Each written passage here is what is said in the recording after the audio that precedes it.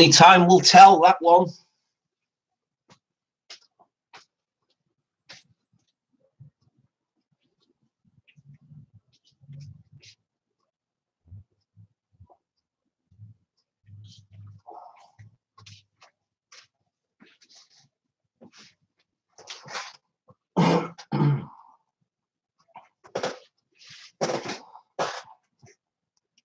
This is Cratman speaking. As you can see, Paul's not here at the moment, so I'm standing in for Paul.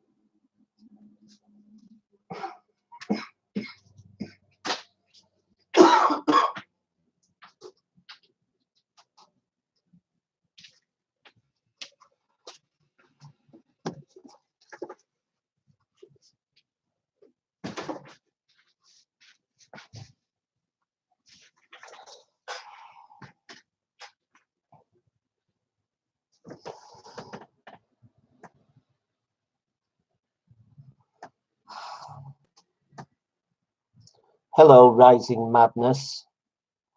Guess what? I've got a surprise for you. Yes, I've got a nice surprise coming your way, mate.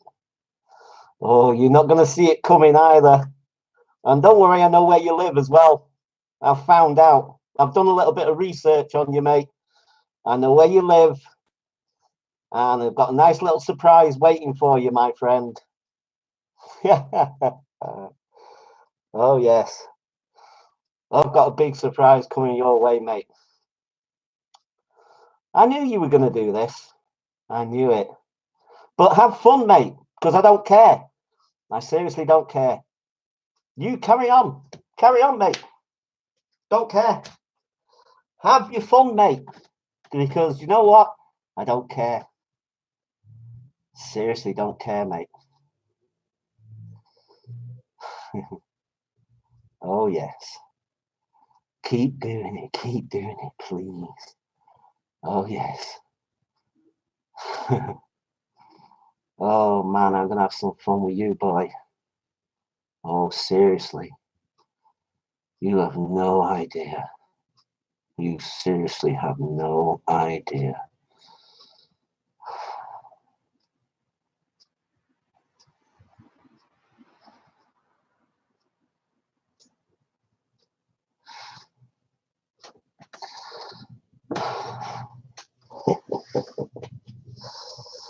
Bring it on, mister.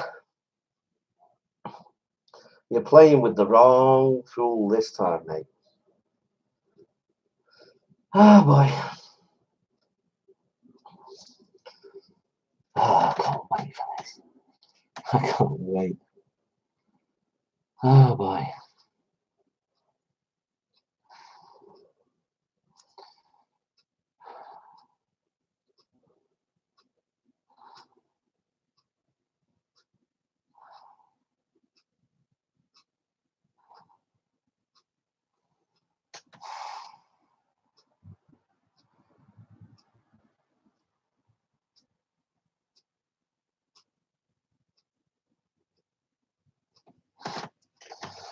Oh, yes. Just keep having fun, mate. It's fine. I don't care. You enjoy yourself. Enjoy, mate. I haven't got a problem with you doing what you're doing. You carry on, my friend. It's perfectly fine. I don't care.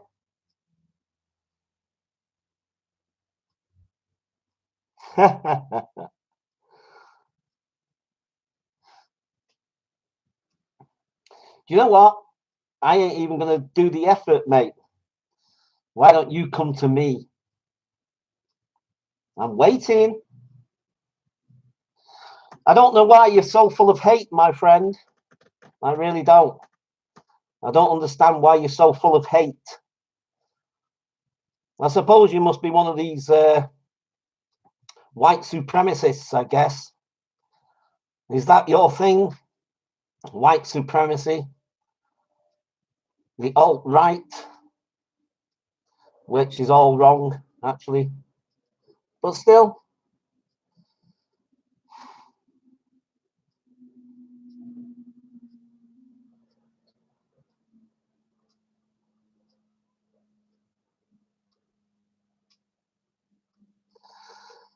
Oh, boy. All right, mate. Fine. So you're full of hatred. I wonder why you're so full of hatred. Hmm? Why are you full of hatred, my friend?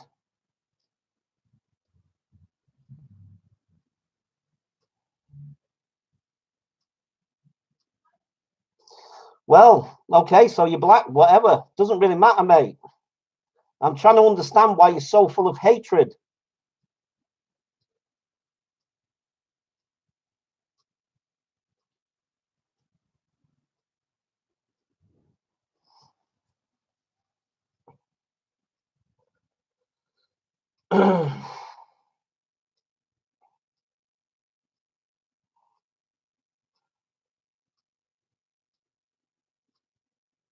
Why are you so full of hatred?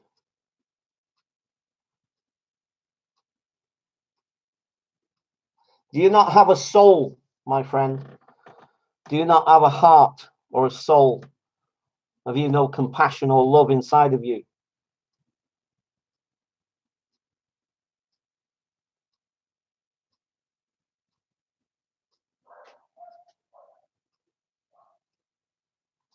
Oh dear, that was probably not a good thing to do, mate. Oh well.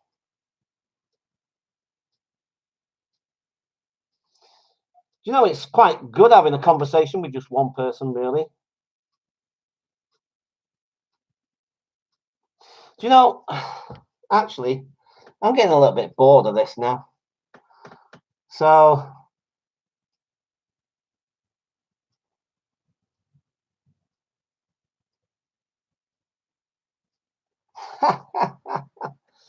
just bring it on, mate. Bring it on. You see, all of this is nothing, you know? So, if you want to do something, if you want to physically harm me, beat me up, kill me, you want to do some serious harm, then come and do it. Do you know what I mean? That I can understand. But all this makes no sense to me whatsoever.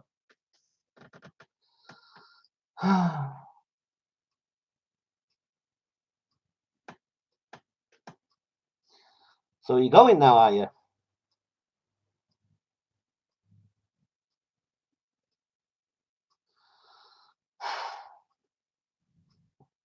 Okay.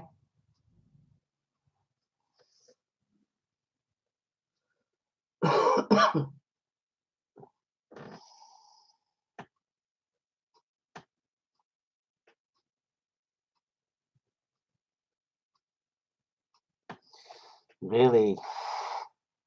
Really? Wow. Somebody must have hurt you bad, man. They must have done. Because you got a funny way of showing your love. You really are. But hey ho, mine is not to reason why or to question the universe.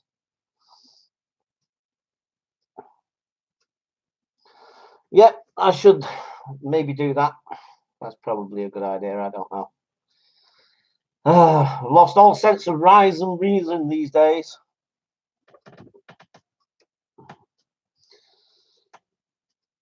Yeah.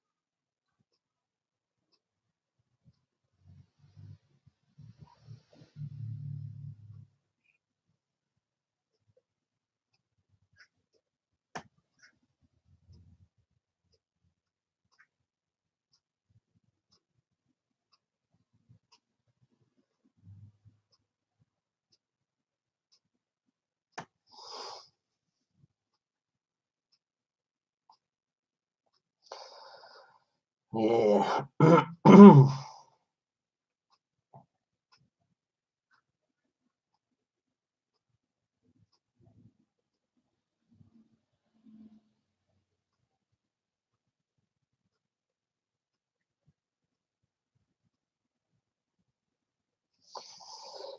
Oh dear.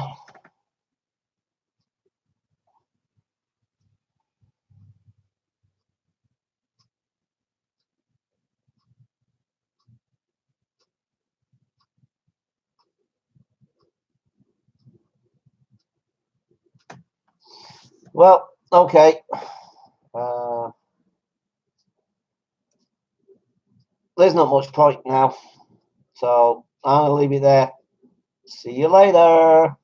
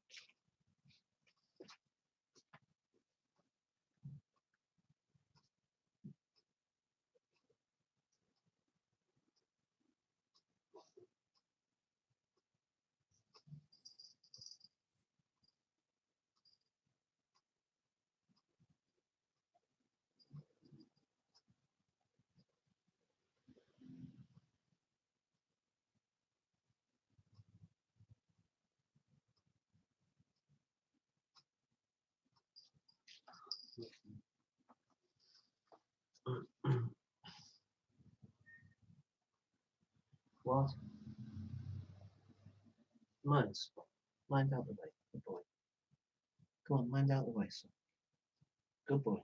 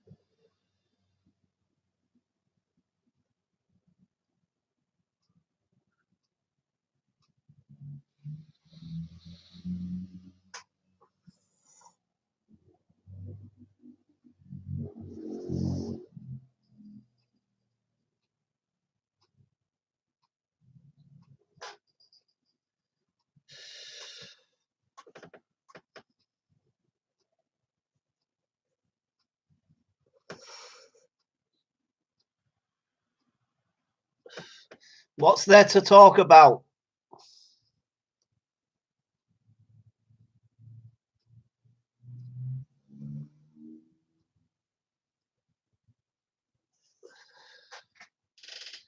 There's not much to talk about anyway.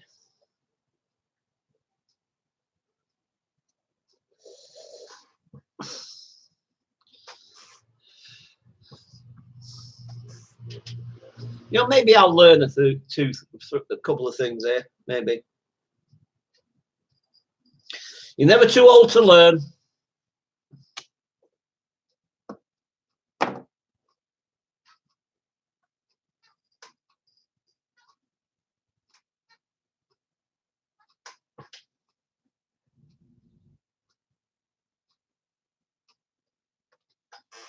Not sure who you're talking to now. Oh dear.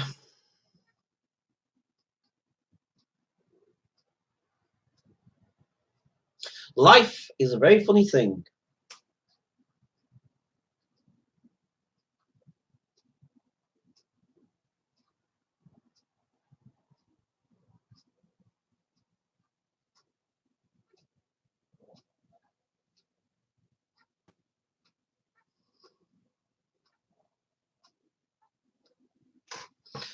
Let me put my glasses on. I can't see this.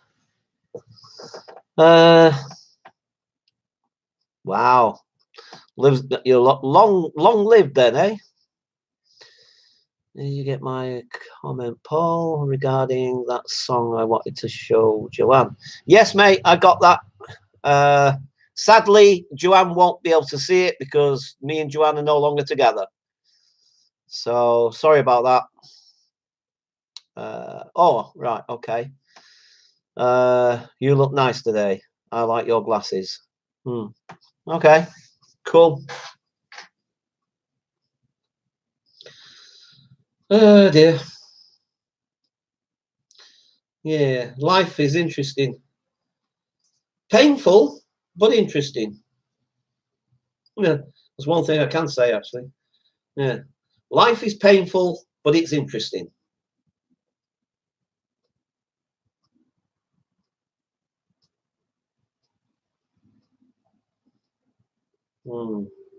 It's very interesting, actually. Paul, sorry you have to put up with this fool.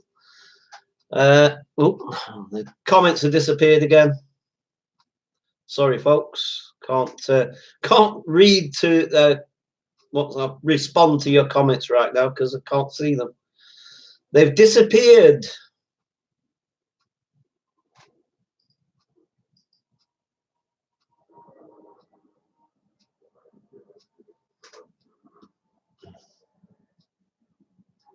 Yeah, life is interesting, man.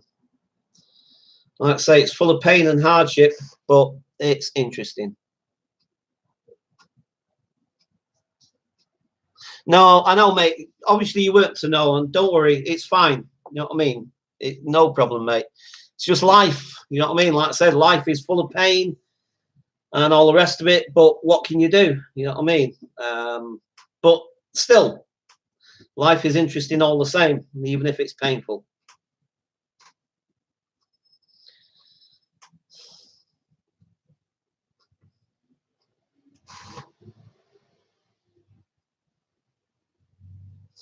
Yep, that's very true. It's very true.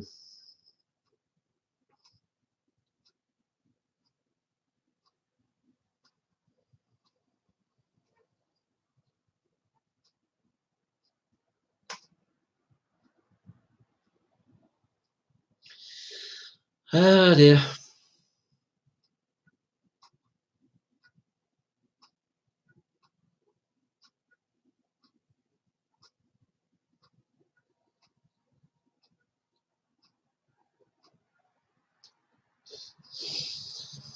Oh dear. Oh boy.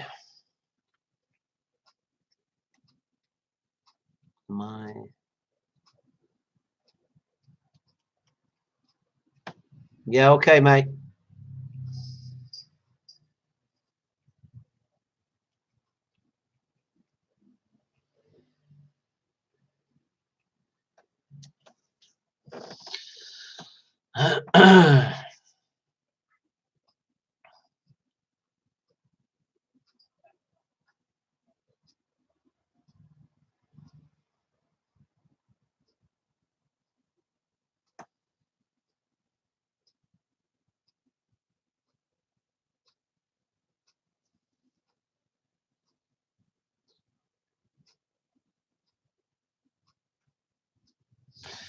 I'm just going to put the light on, I think.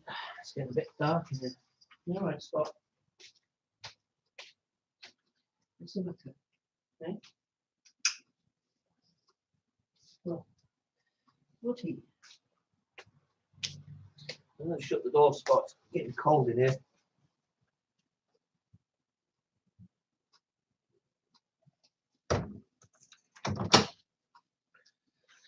Yes. What? What? What's the matter? Oh, silly Billy, aren't you? Hey? What? What's the matter? Yes. No. You're a big softy, aren't you? Hey? You're a good boy. Yes.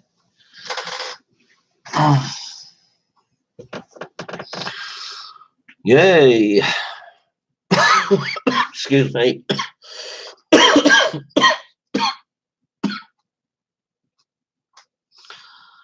Oh dear. Let's see how many people I can bore by just sitting here staring at the screen.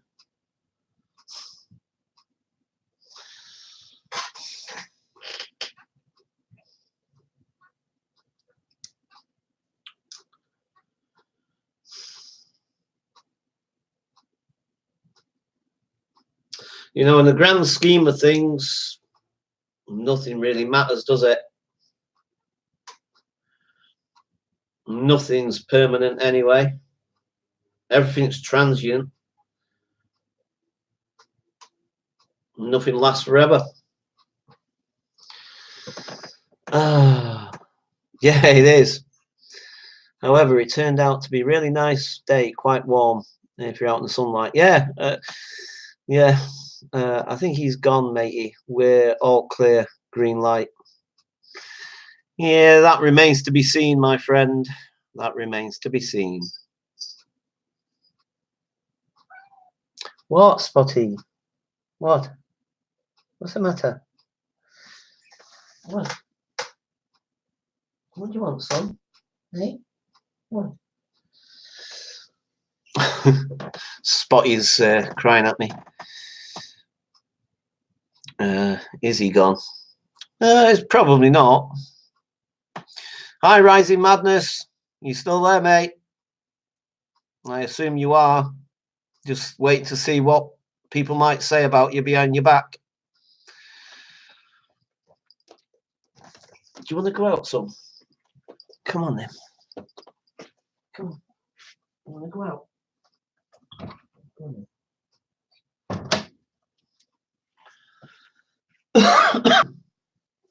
Oh, my God. He is pathetic, Paul. Yeah, well, excuse me.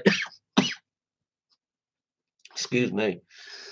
No, we know you're still here, Dan. We was just debating whether Rising Madness is still here. I assume he is. So, do you know what? I personally, I don't know, to be quite honest. I mean, I'm rather perplexed, actually. I've got to the point now where I'm rather perplexed. So, I don't know. I don't know what his thing is. I tried to report him, but it wasn't having it. Do you know what, Dave? Just don't worry about it, mate. Just leave it, because I don't know. At the end of the day, you know, I guess it's part of life of being online. You know what I mean? So, yeah.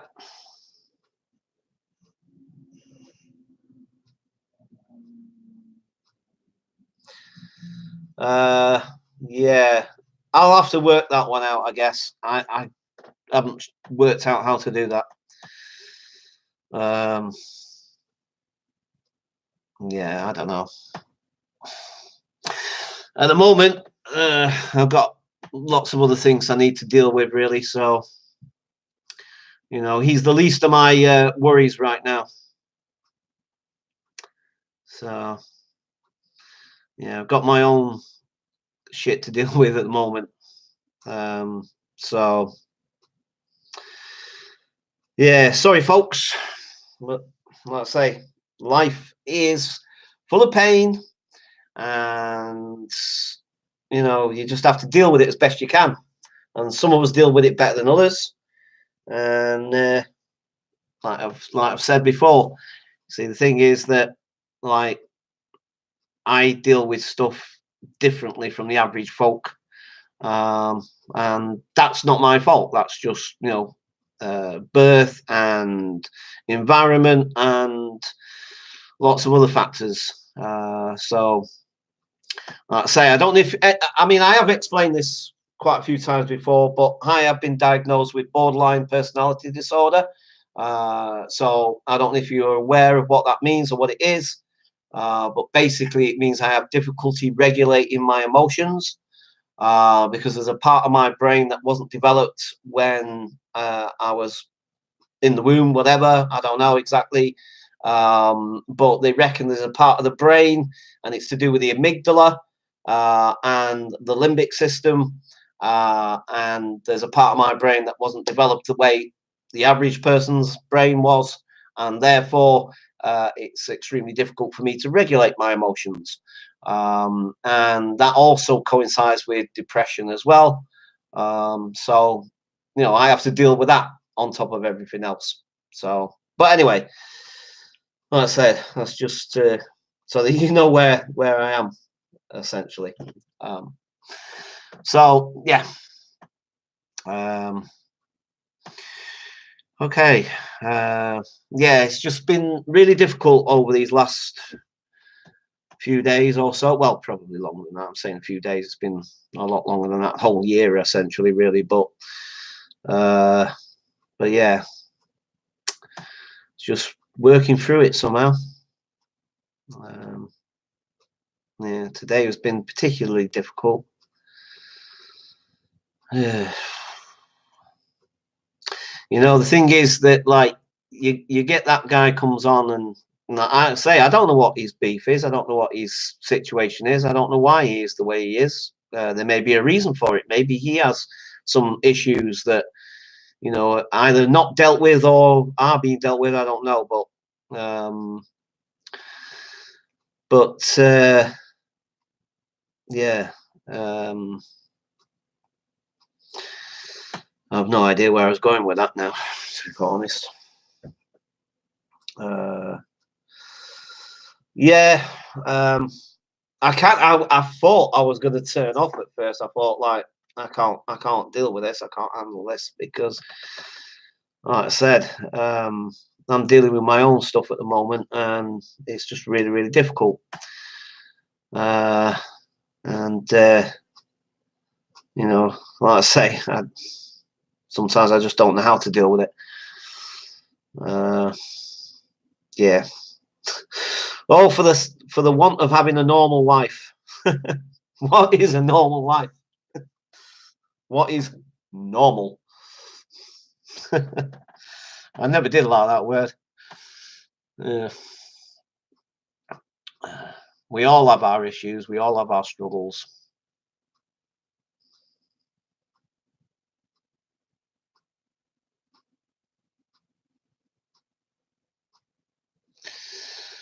Oh dear.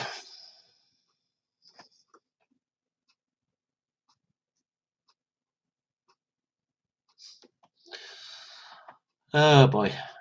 Sorry guys, the chat's disappeared again. Oh, it's back again. Just the case of ignoring him. Yeah, he's got your name now, mate. He'll keep coming back, unfortunately. Hopefully we'll have proper stream when he doesn't. Yeah, that's true. Yeah.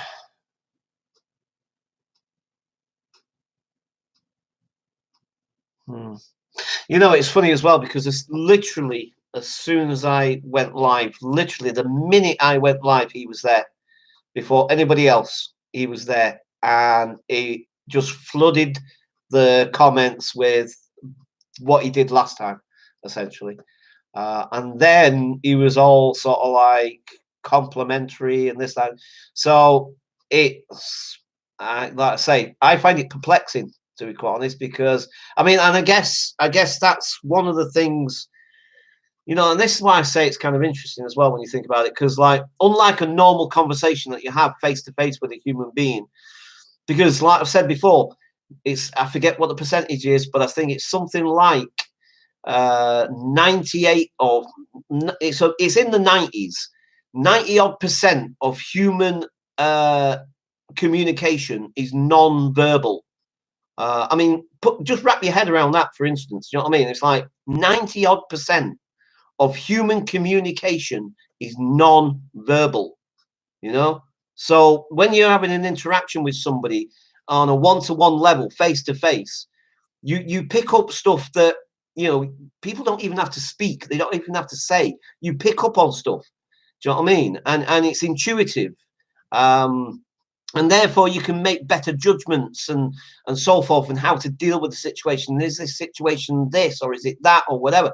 But when it's in a virtual sense like this, all you're getting is a comment. You can't even see the person, you can't hear the person. So you've no way of telling just exactly what is going on with that person. Do you know what I mean? And you know, it's interesting how because at the end of the day, this is the world we live in now. We live in an online world. Most of our interactions now are done online, one way or another. And I don't know if psychologists need to get involved in this or whatever. I don't know. But, you know, the thing is, people live their lives a heck of a lot like this these days. Do you know what I mean? And if we're ever to try and progress and try to make better conversation and better interactions with each other, then we need to work out how we communicate better through this medium. Do you know what I mean? Because I don't know, otherwise it's just going to be more of the same thing over and over and what have you. I mean, you know, I don't know what the guy's issue is. I mean, is he just doing it for kicks? Is he just he loves it? He loves getting a rise. You know, somebody said something interesting online the other day about trolls and so forth and what have you. That before the internet and before we had these sort of platforms and stuff, a lot of those people never had a voice. Do you know what I mean? They just loners or whatever. They just went through their life and they never had any kind of outlet as such. You know what I mean? And however they then express that. Do you know what I mean? And now they have a way of expressing through this medium. And rightly or wrongly, they're doing it in their way for whatever reason, because now they have a platform, they have a voice, they have an audience, which they never had before. So is that a social ill? Is it something we need to look into? Is it something psychologists need to look at? Do you know what I mean? I don't know, because like I said, human communicate. I'm communicating. All I can see right now is me in front of me. It's like looking in the mirror right now, because I can see a big screen in front of me and I can see me talking to a camera.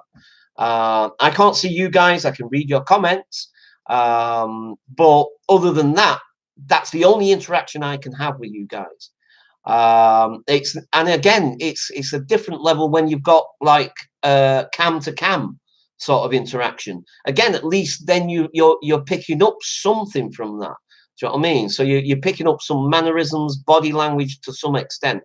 But again, in this forum, it's difficult. It's difficult to try to understand. Do you know what I mean? Because the thing is, do you know, at the end of the day, guys, yeah, initially I was getting rattled and I was annoyed and so forth and all the rest of it. But the thing is, one thing I'm going to say straight off the bat, yeah, and particularly because of the life I've led up until, you know, until like, well, I don't know, 15 years back or whatever.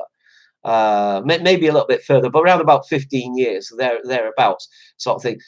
You know, the life I've led back when I was homeless on the streets and so forth and what have you, and this, that, and the other.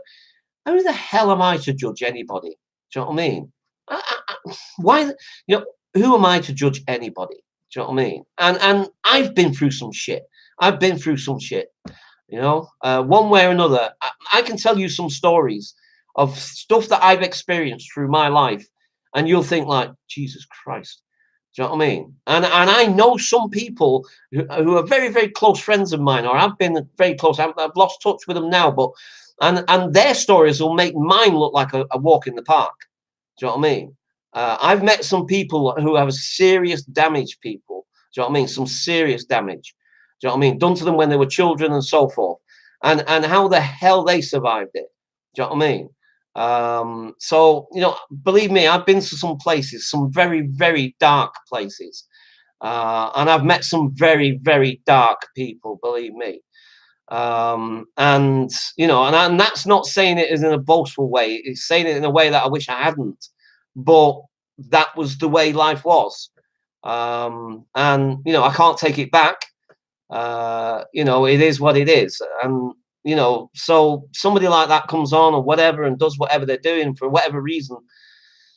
You know, the thing is, yeah, initially I was kind of mad and angry or whatever and this, that, and the other. But, you know, the thing is, we never get beyond those barriers if we just end up hating each other.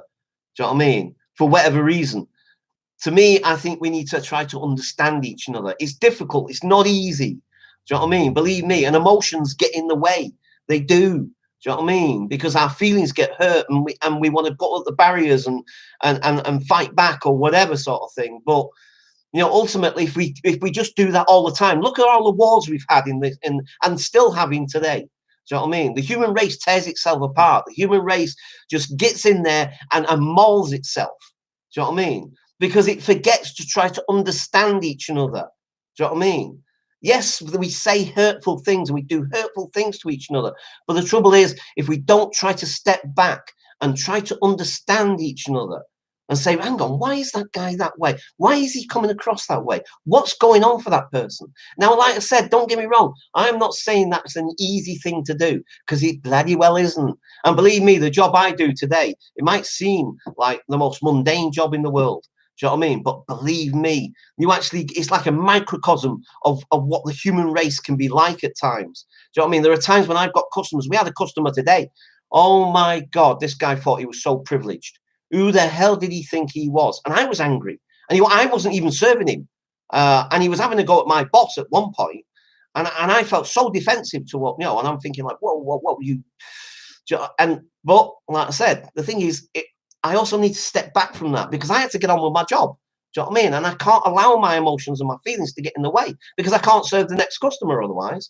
Do you know what I mean? And it's hard enough as it is. I've got a group of people that I've got to try and also help them. Do you know what I mean? My baristas and so forth. And I've got to try and keep that flow going because it gets difficult for them otherwise. Do you know what I mean? So it's stress, but it's also, I need to look at it from a learning curve. And in some ways, this guy is in some ways, I'm kind of glad that he came on and did what he did, to be quite honest. I know it sounds crazy. And in some, you know, there's a part of me like, no, I wish he hadn't. And there's another part of me kind of like, well, maybe at this moment in time, actually, it was quite useful and helpful because I'm falling back into that depressive cycle again. And that's the last thing I want to do. Sorry, guys. I know I'm really talking and I'm missing your comments, and I'm trying to keep up with your comments. That's why it has extreme anxiety. These people don't know how to function face to face. Yes, very true. And then that's why I'm saying maybe we need psychologists. Somebody needs to look into this because we live a large part of our lives online these days. It's a simple fact. We can't get away. We can't just get rid of it. Do you know what I mean? It's here and it's here to stay, and it presumably will develop even further. And so therefore we need people in psychology and stuff to look into these things and see how we can develop it in a much more social and much more productive way, I suppose. Shame it's not like Google Hangout. Do you know, I did do Google Hangouts a couple of times, but I can't really remember how it went. And it was a couple of years ago when I did that. Give you some advice, matey. I don't go online much. I don't text every second, like nearly that. Yeah. The people on the train in the mornings. I'm not chained to any device. Cyberbullies are just cowards. Initially, you're like angry at him, typing stuff to him, but it's better not giving him the limelight. All he's doing is trying to get a reaction out of us. Yeah, and that's the thing as well, guys. The thing is that, yeah, you see, hi, Rising Madness. Hi, yes, hi. My class got cancelled. I'm so mad. But yeah, you know, it's like I say, the thing is for me, being such an emotional person, it's not always easy. Do you know what I mean? It's not always that simple. And like I say, that's kind of why in work today, you know, that's why it was particularly difficult. I mean, that customer was just unbelievable. And the thing is, right, he gets all of his food free, right, because he reckoned that he tapped in his card and that they overcharged him by 51p, right, 51p. So what we tend to do, if mistakes are made, we'll try and correct the mistake. If for whatever reason the mistake can't be corrected or whatever, we'll offer the food free. Do you know what I mean? It's a goodwill gesture. And that's exactly what they did. The staff did everything absolutely spot on. They did nothing wrong. And this guy's harping on about being overcharged. He got the food free. He got it all free. Yeah.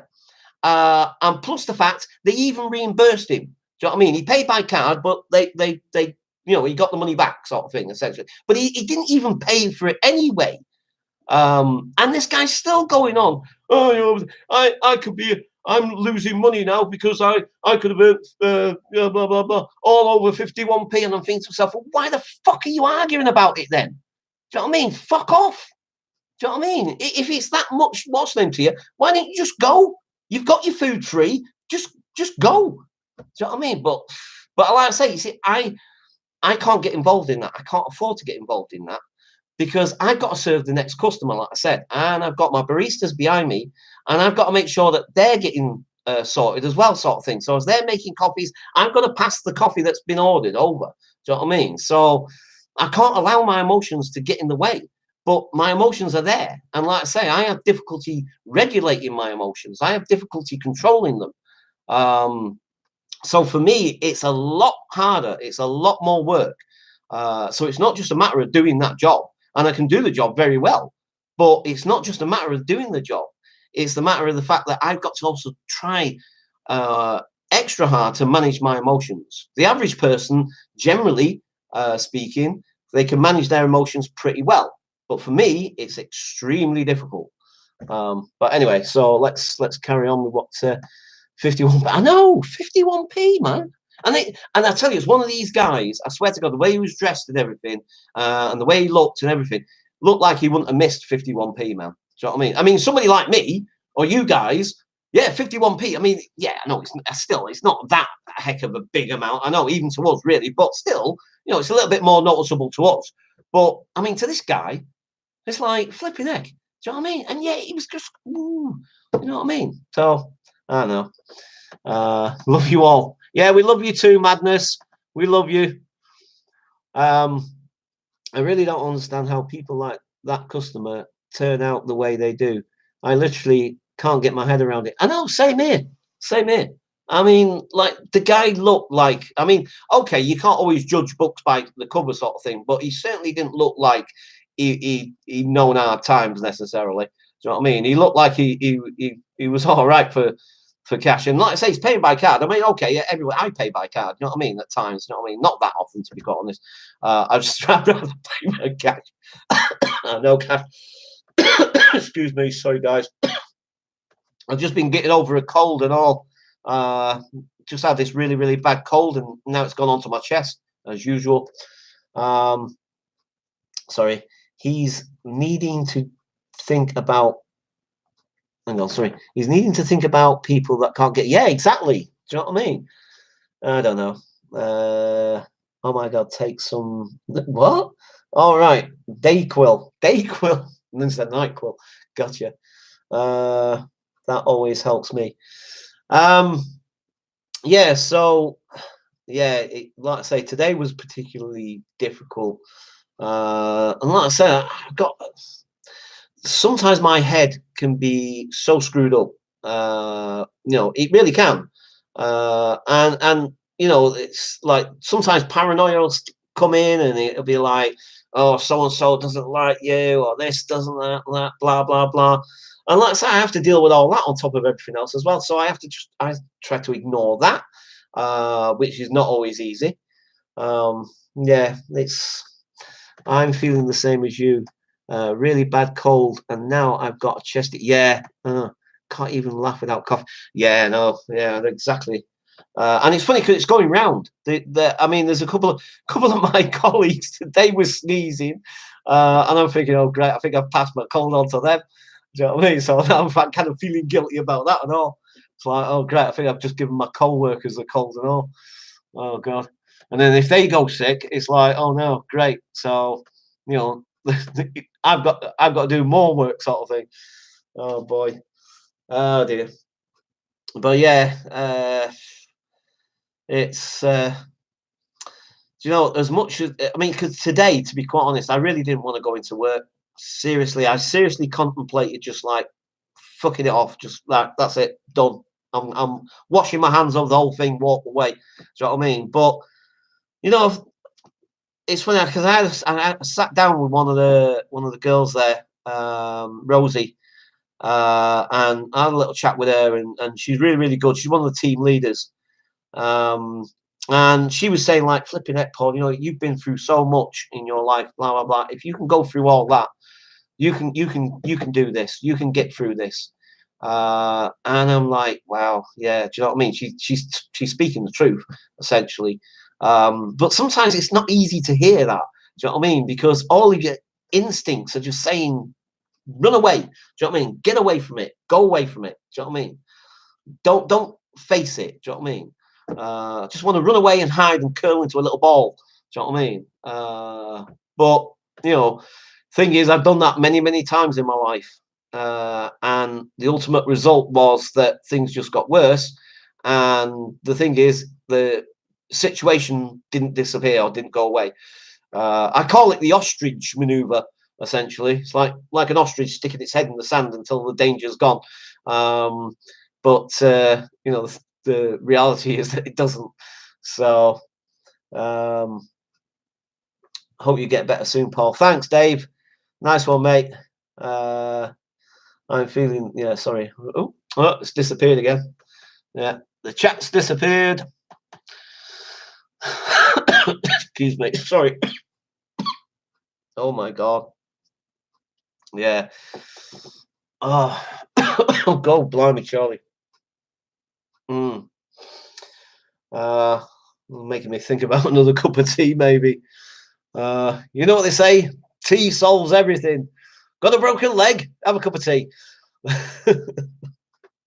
Oh boy, I don't know where that comes from. You know, I mean, like I always thought it was just particular or peculiar to the north, but I've heard like lots of folk down here, you know, in London say it and stuff. So I don't know if it's a southern thing, northern thing, or if it's just an English thing. Do you know what I mean? Maybe it's just an English thing or something. I don't know. But yeah, a cup of tea solves everything. Like you know, it's like you know, it's funny that I do like. So funny. But I do like a cup of tea. It is quite refreshing, actually. Sorry, guys. Again, I'm just kind of waffling and filling the time because I can't see the. It's back again. Uh, it's when you're sick. The last thing you want to be doing is. Oh God, yeah, believe me. Uh, Better being at home, getting rid of it. But sometimes that's not our best option. Yeah. Well, it's just not an option, really. I mean, I could have taken the day off. I mean, even my boss turned around to me the other day and said, like, you know, if you want, I'll get somebody to cover for you if you want to go home, sort of thing. But I thought, no, I'll stick it out, stick it out. Do you know what I mean? I mean, really, when I think about it, it's only 4 hours. Do you know what I mean? It's not like I'm doing. I mean, some people are doing like 16 hours or whatever, and this, that, and the other. You know what I mean? It's like flipping heck. Do you know what I mean? And there's a few of those guys that work in there. Don't just work in prep; they do a second job. Do you know what I mean? And it's like, oh my God. Mind you, they're a lot younger than me. I mean, most of the people in there are younger than me anyway. Do you know what I mean? Virtually all my staff, I think, I mean, I'm not 100% certain because we've got a couple of people around about my age, I think, possibly. There's one lady that works in the kitchen, lovely little lady. And apparently she's worked, I don't know if that's the same shop, but she says she's worked in prep for the last 13 years. 13 years! Oh my God! 2 jobs. It takes me to do one. Yeah, I know. Wow. Takes me to do 4 hours, mate. Oh boy. Excuse me. Oh dear. Yeah. I just thought of a very morbid saying just popped into my head then. Something my father used to say. What was it? It's not the coffin they carry you off in. It's the no, hang on. I probably quoted that wrong. What is it? It's not the cough that carries you off. It's the coffin they carry you off in. Oh my God! I know. Sorry, really morbid. That was one of my father's old sayings. God blimey, he was full of old sayings. My father. God damn. Yeah. Oh boy. Yeah. Yeah. No, I'll leave the cup of tea for a minute. Although I am getting rather thirsty. Yeah. For some reason, I've now dried up. Um, yeah. I have no idea what to talk about. Right. Oh, actually, yes. My head just popped in with some. Right. So I've just uploaded a video. Oh, yeah. Sorry. Another thing. See how my head does that? Do you know what I mean? It's like, and then something else pops up. Right. But this is really important, guys, because I'm not getting notification of your comments. For some reason, when you guys are leaving comments on my videos, I'm not getting any. Normally, I get notifications that you've left a comment, so I can go straight to it, check it, and then read it, and then respond or whatever. And that's not been happening. I don't know what's going on. I checked my settings. I went into my YouTube channel. I checked my settings and everything. Everything seems as it should be. I don't know. I honestly have no idea why I'm not getting notifications of your comments, guys. So if you've left a comment on any of the videos on the last couple of days or so, whatever, and I've not responded, it's not because I'm ignoring it or whatever. It's just literally I have no idea. And as you can maybe appreciate, the thing is that for me to like go back 2, 3, 4 days videos to check if there's comments, it just becomes really, really awkward. So apologies for that. But I will try to keep an eye on it and keep track if you guys are leaving comments. Now, back to the other thing.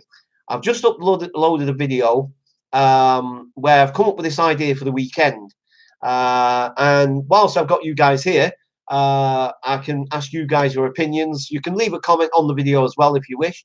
So my little idea for this weekend is, and it's mainly because I haven't got any money at the moment, and basically I can't go anywhere.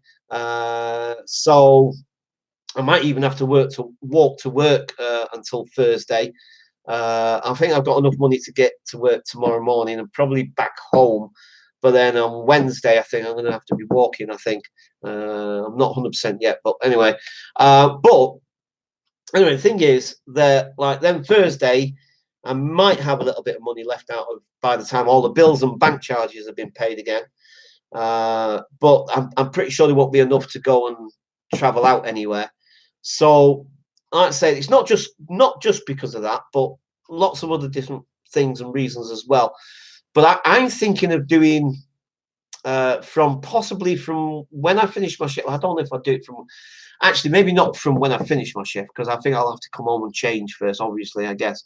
So I'll come home and change, and then what I'm going to do is Friday through until probably Sunday morning, I reckon. Yeah, do it through until Sunday morning probably is the best way of doing it. Maybe sort of Sunday afternoonish, I guess. But I don't want to push it too long, because obviously I need to get back home.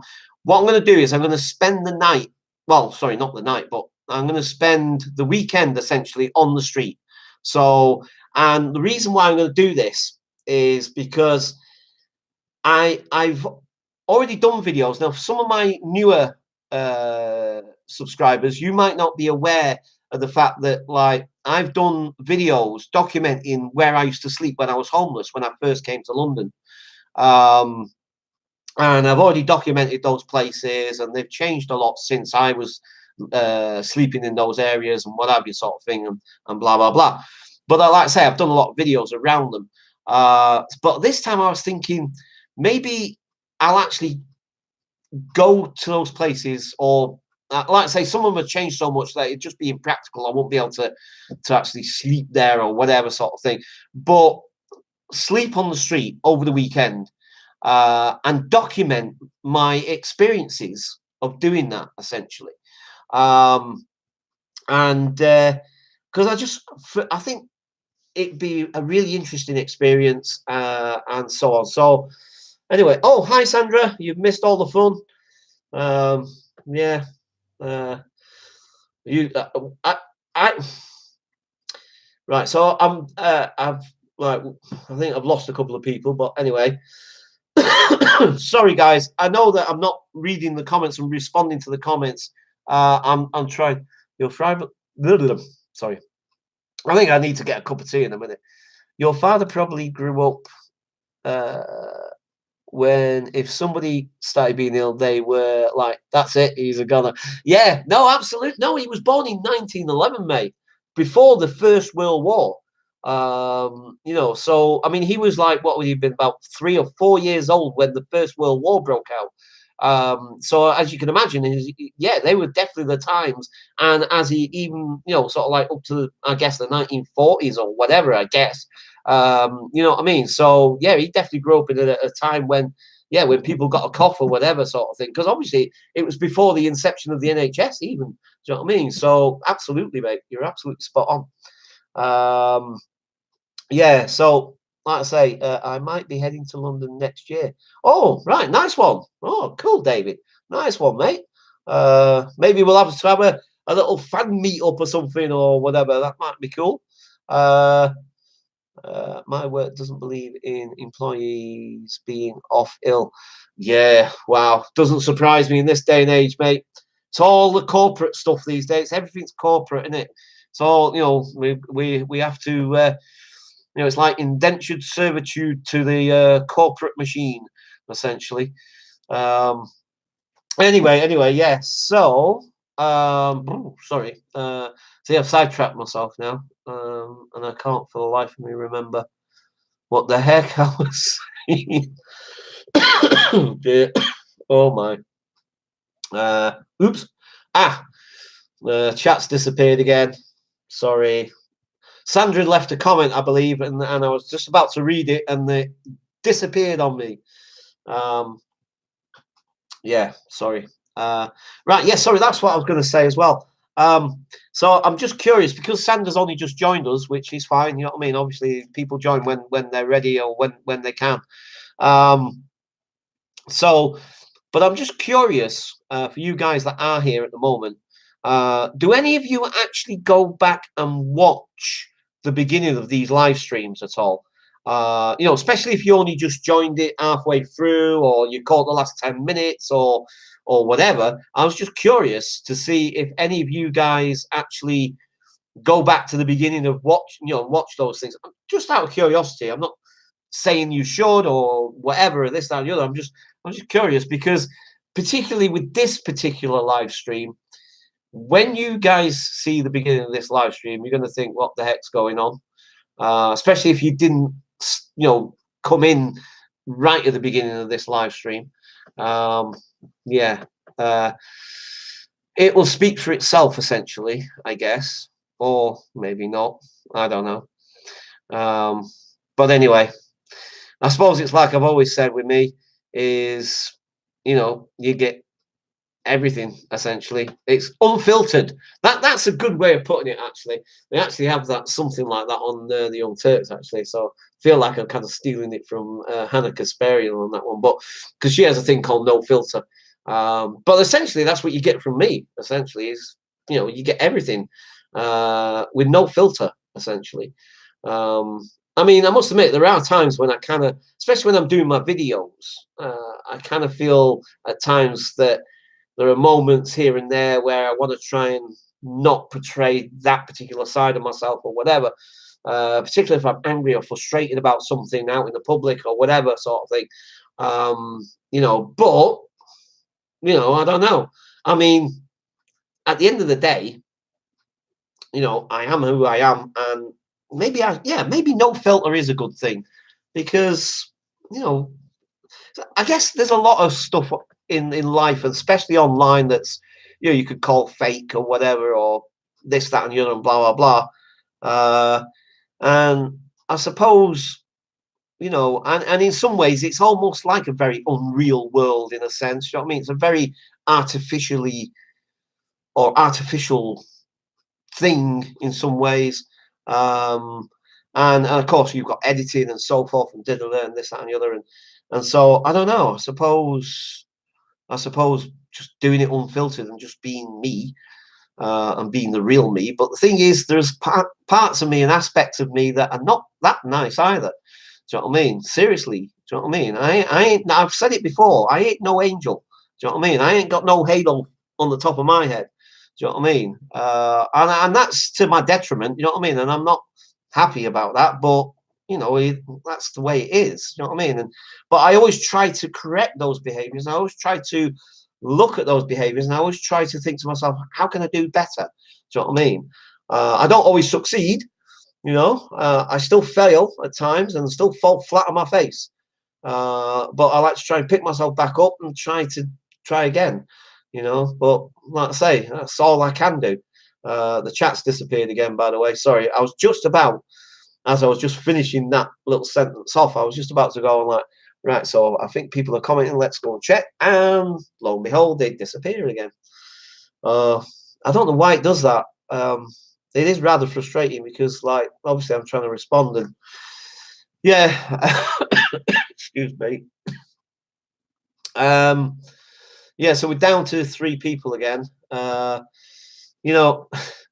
is a little bit disheartening when you feel you're talking to like 2 or 3 people, and then it drops down to 1 or 2 or whatever. And then I kind of think to myself, like, you know, maybe it would be kind of nice if people would just sort of like just say bye when they're going.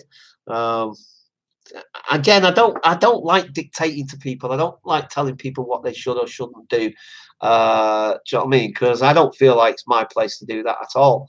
Do you know what I mean? But it would be kind of nice just to know if somebody's going has to go or whatever, rather than they just pop on, leave a comment, and then they just disappear. And then I'm kind of like, is that person still there? Because I might want to refer back to something you said or whatever. See, this is what it goes back to what I was saying before about how this medium is. We need to learn how to do these things better in some way, because it's really difficult sometimes. You know what I mean? If you're having a conversation, even if you're in a conversation with like 2, 3, 4 people, do you know what I mean? Even if one person hasn't said anything for a little while, and the other, and you always get people that dominate the conversation anyway, kind of thing. Do you know what I mean? But there's always a point where somebody can pop in and say something or whatever, and then if somebody has to go, they'll just say, "Oh, I've got to go now, bye," or whatever. Do you know what I mean? And that's the difference between this kind of medium and doing it in a real life situation. Why is the chat not come back? That's the longest the chat has been gone for. So, you guys, like I say, for all I know, could be commenting right now. I have no way of knowing what you're saying. That.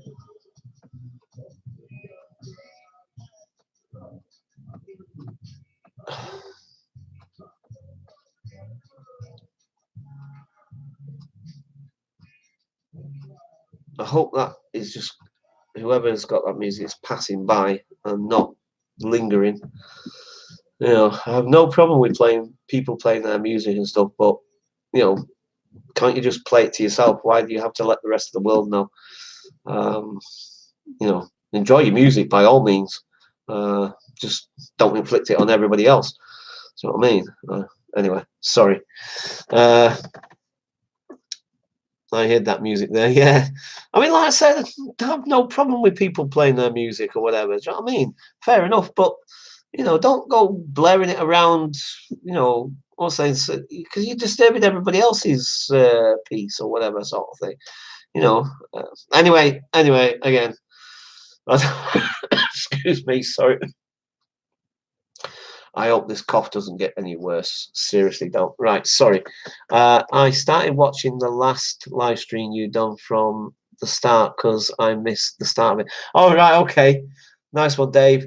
I think, though, didn't you see the beginning of this one? I think you did, Dave. I'm not sure, to be perfectly honest with you, mate. I scroll up the comments. Looks like that tool... Sorry. Looks like that tool you didn't block is here being tool like. Yes, Sandra, you missed all the fun and games earlier on, like I said. I do check out the other live streams, yes. Oh, cool. Okay. Yeah, no, I was just wondering because, like I say, this live stream started in a very, I don't know how, I was going to say bizarre or strange. And that was partly because of the way I was feeling. And because of the mood I've been in, and because of how difficult my day has been, essentially. Mainly emotionally, not just in terms of work itself, but mostly, the chat's disappeared again. Sorry, folks. I was just about to respond, and then it disappeared again. So, oh, by the way, yes, that's another little thing I've just realised and perhaps should have mentioned. Tonight, if people are happy for this to be the case, I'm more than happy. Is I'm on a different shift tomorrow. Like again, because my shift's been changed, my shift pattern's changed again. So instead of 8 till 12, I'm doing 10 till 2. So I could do the live stream a little bit longer than I normally do. But again, I mean, it's entirely up to you folks. I'm quite happy to just waffle on. You know what I'm like, especially once you get me talking. You know, once I'm talking, it's like, where's the remote for Paul? Can't shut him up. So hang on, let me just try this a minute. Let's see if this remote works. So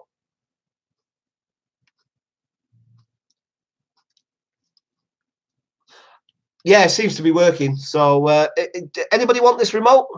You're more than welcome to have this remote. You know, if you get bored of me or you're fed up of hearing me waffling on like an idiot, you can have this remote. As you can see, it does work. I'll just demonstrate again. And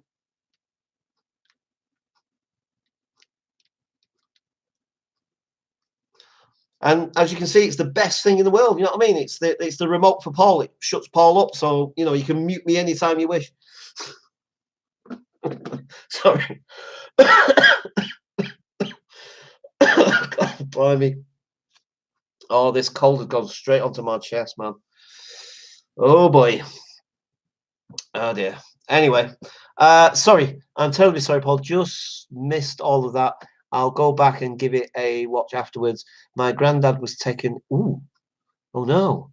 So I received a phone call. Oh no. Oh, sorry, mate. I'm sorry to hear that. Oh wow. Oh boy. Yeah. If flip it, Dan, if you need to go, mate. Obviously, don't worry. You know what I mean. Obviously, you need to go. You need to go, mate. I just want to die. No, you don't, mate. No, you don't. You think you do, but you don't. But then again, maybe you're just saying that because you want a response. I don't know. So, but all I'm going to say to you is that, you know, it's not a good thing. I've been there, mate. Been there plenty of times. Do you know what I mean? I've done it a few times. Luckily for the for saved by the NHS. They saved my life on at least 3 occasions that I can think of, possibly more than that. So, well, mate, as I say, obviously I can only go by what you're writing on there. Whether you're actually telling the truth or not, I can't discern that for 100%. So, you know, I don't know.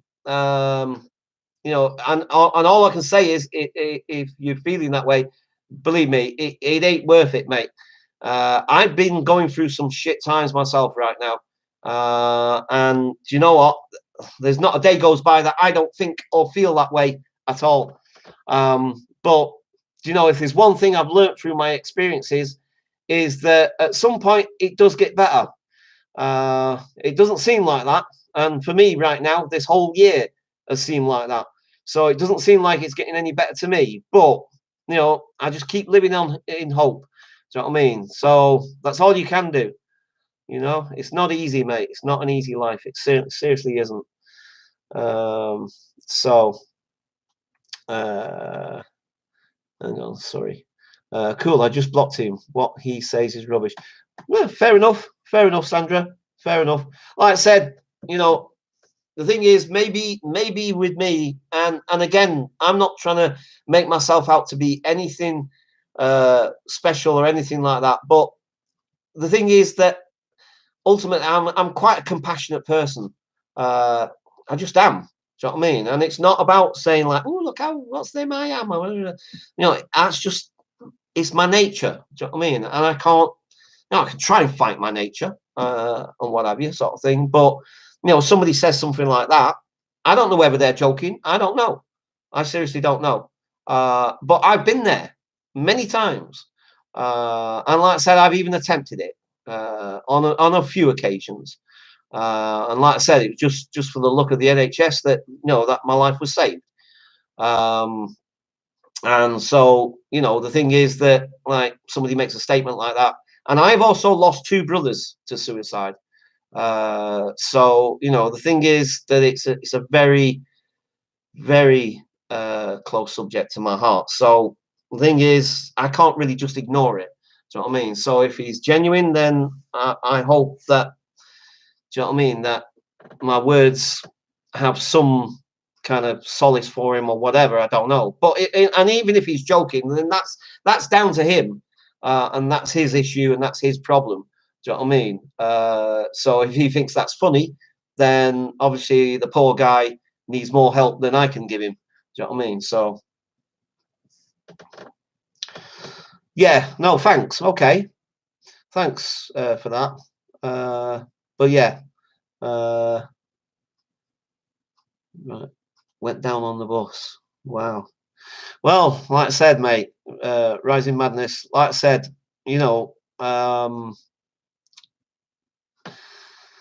believe me, mate, life is not easy. It's not an easy thing. It's very difficult at times.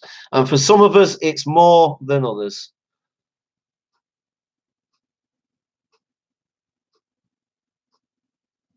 Well, like I said, mate, the thing is that, obviously you have issues, whatever those issues are, mate.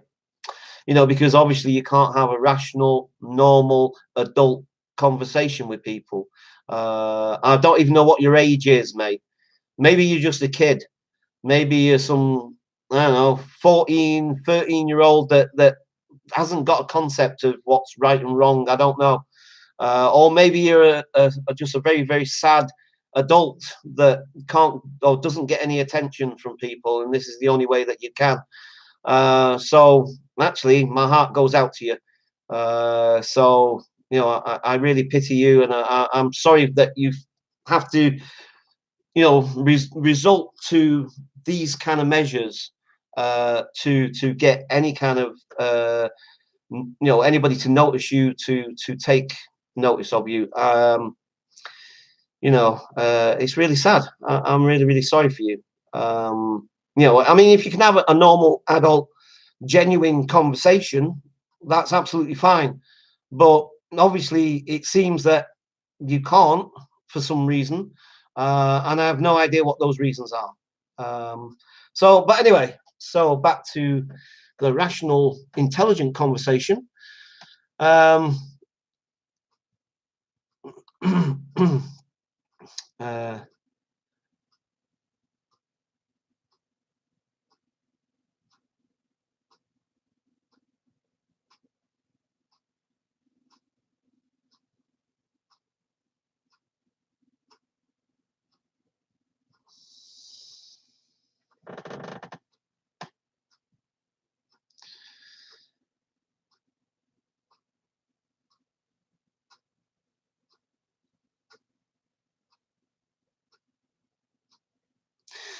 Yeah, I get it, Sandra. I understand.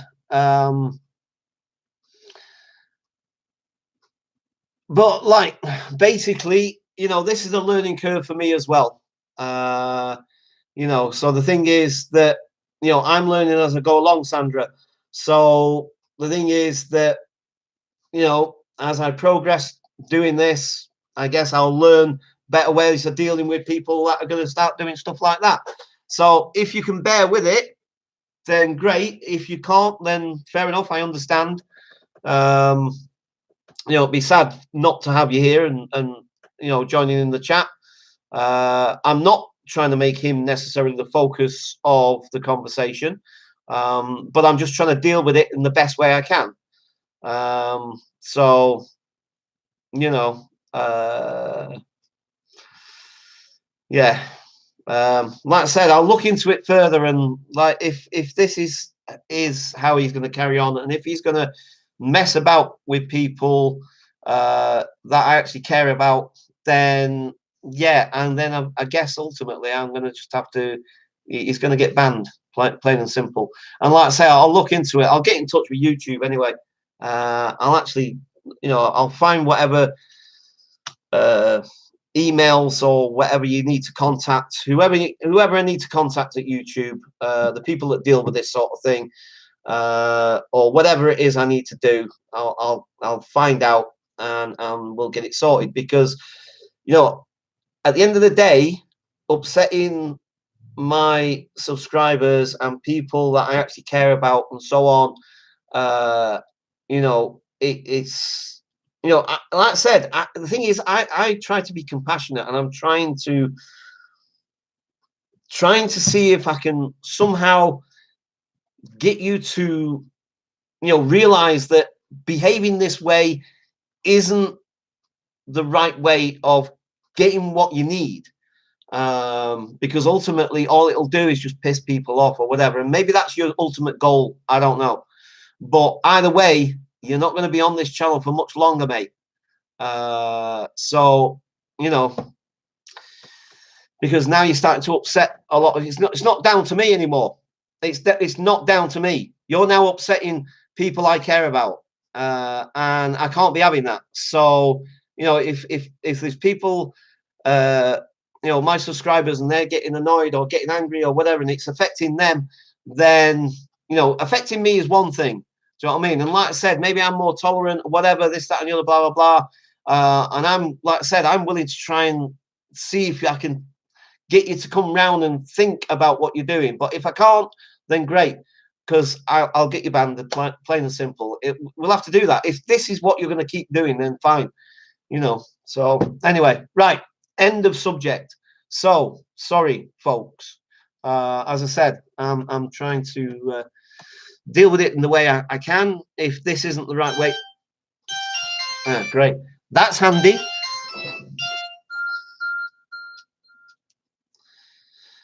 Hi, Kev.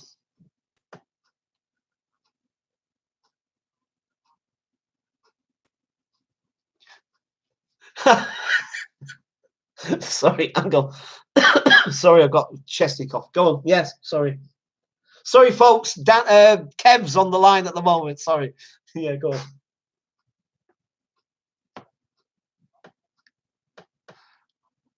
Yeah, that's cool, mate.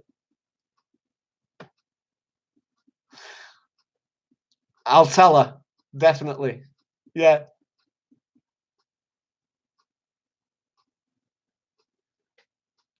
Thanks, Kev. That means the world to me. Thanks very much, mate.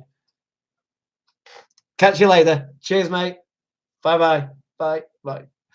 Sandra, that was Kev. And he said, he said, excuse me, sorry. Kev said that you've got to stay in the live stream and that you should be the center of attention. Right. Okay. Sorry. Okay. Blah, blah, blah. Sorry, I'm trying to catch up now. He's messing with us, saying Paul over and over in the same minute. He's making a mockery. I know you're learning, but why tolerate someone that says shut up to everyone? Ban him now. He said, I'm sorry for your loss. Not. That's the shittiest thing I've heard. I don't understand why you're holding back. Why you're holding back after that? Right. I didn't catch that, Dan. I actually didn't see that bit, to be quite honest with you. I didn't. Right. Anyway, right. So, okay. Fair enough. Let me, like I said, remember, guys, I tried this last time and I made a mess of it. Like I said, I'm trying to learn how to do this. I haven't got a clue. Right, at the moment, I've got 4 people on there, and the participants is David, Dan, and Sandra. Obviously, I'm there as well because, like, obviously, it's my live stream.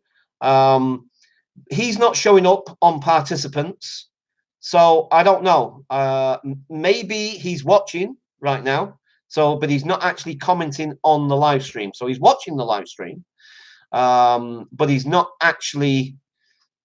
But then again, I don't know. I'm not 100%, guys. Right, hang on. Give me a second. I really ain't sure how to do this right now.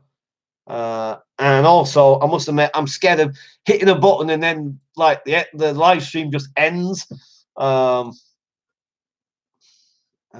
don't know.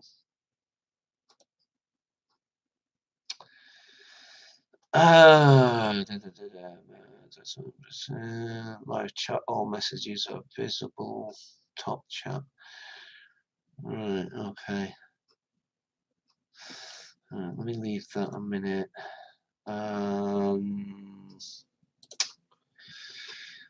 Right.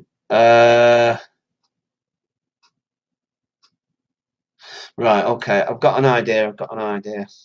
I don't know how good this is for now, but it's a temporary measure at least. So first of all, let me do that, but also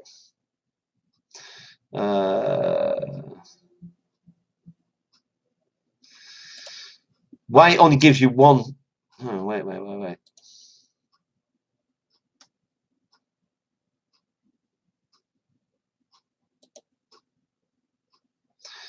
Okay, let's do that.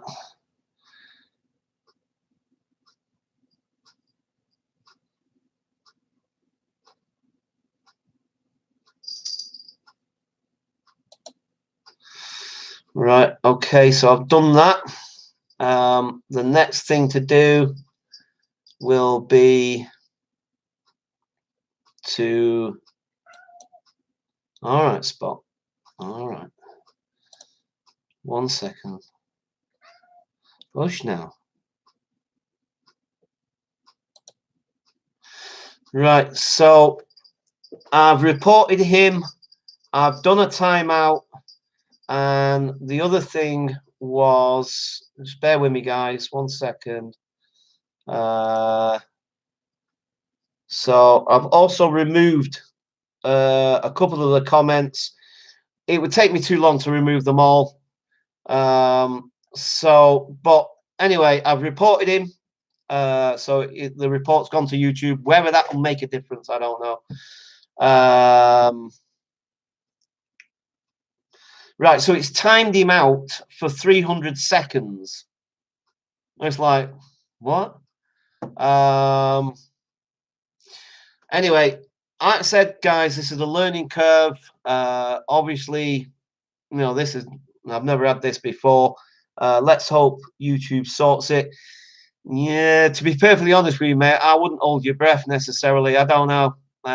These days with YouTube, I don't know. Everything seems to be going very corporate these days. Check out some of the videos of some of the top main YouTubers out there and listen to some of the stuff they're saying about what's happening to their channels and so forth. And it's not just the monetary side of things either. You listen to some of the other comments and some of the things, and it's whether it's the algorithms or whatever, and this, that, and the other. But you know, the thing is that there seems to be a lot more sort of people, and we're talking like YouTubers who have got over millions of subscribers. You know, maybe a million, a couple of million, or whatever. Check out some of those people's videos, man. The recent videos and stuff where they're talking about YouTube. Sorry, Spot wants to go out. 1 second, guys. Come on then. Yeah. So it's like they feel that their channel's being messed about with in various different ways, not just in terms of the monetary thing. And to be perfectly honest with you, it strikes me that it's more and more about corporate sort of toe the line kind of thing. Do you know what I mean?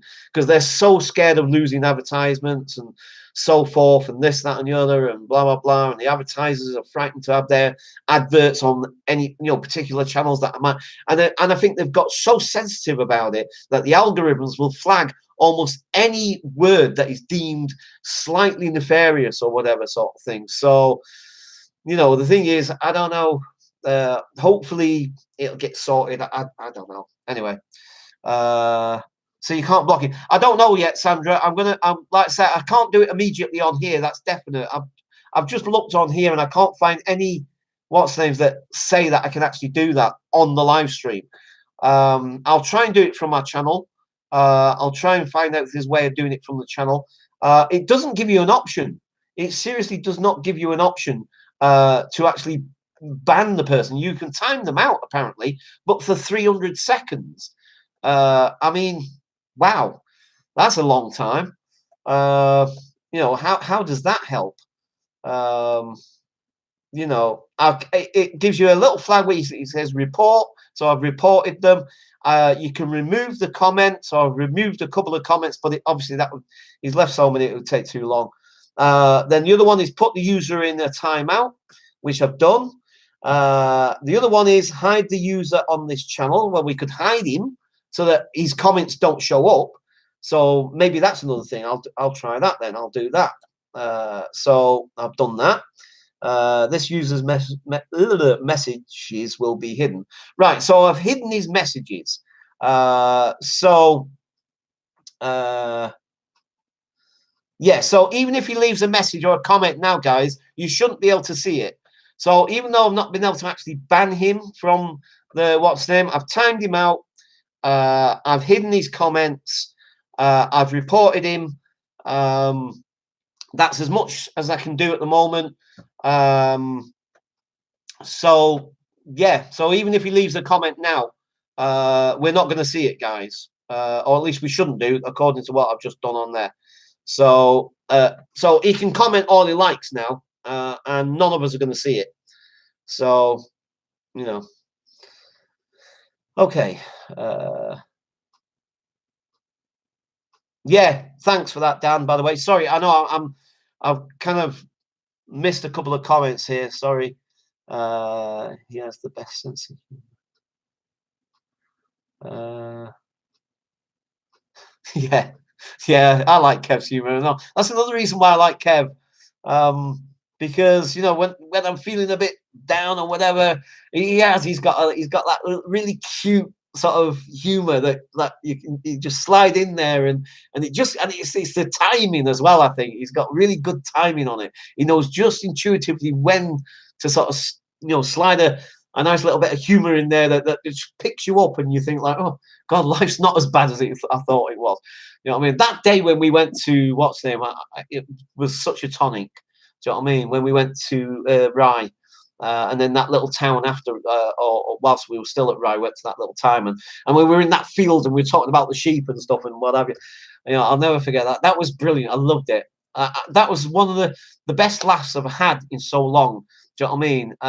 Because it felt such a free laugh. You know what I mean? It was like didn't feel kind of, I don't know. It was yeah. I love his humor as well. Anyway, sorry. Be right back, Paul. Toilet break. Yeah, cool. No problem, Dave. Let's see. Spotty. Sandra's shouting to you. Well, he's outside at the minute, so it's nice and chilly here in New Hampshire. Well, yeah, it's getting cold here and all. Let's see. Oh wait, you have a cold. I thought you meant it was cold outside. I feel bad. Hi Tom. Hi Tom. You missed all the fun and games, by the way. Maybe you should watch the beginning of this video. Once you watch the beginning of this video, guys, I'm telling you, you're gonna think Paul's lost it. Do you know what I mean? You're gonna think like, oh my God, what the hell? Because I seriously got dark at one point. I went really dark. I've got this Halloween. Oh, put it back in the bedroom. I got this Halloween mask, werewolf Halloween mask. And before that, I had my Cartman sat there, and I was going to sort of pretend to be Cartman for a moment or two.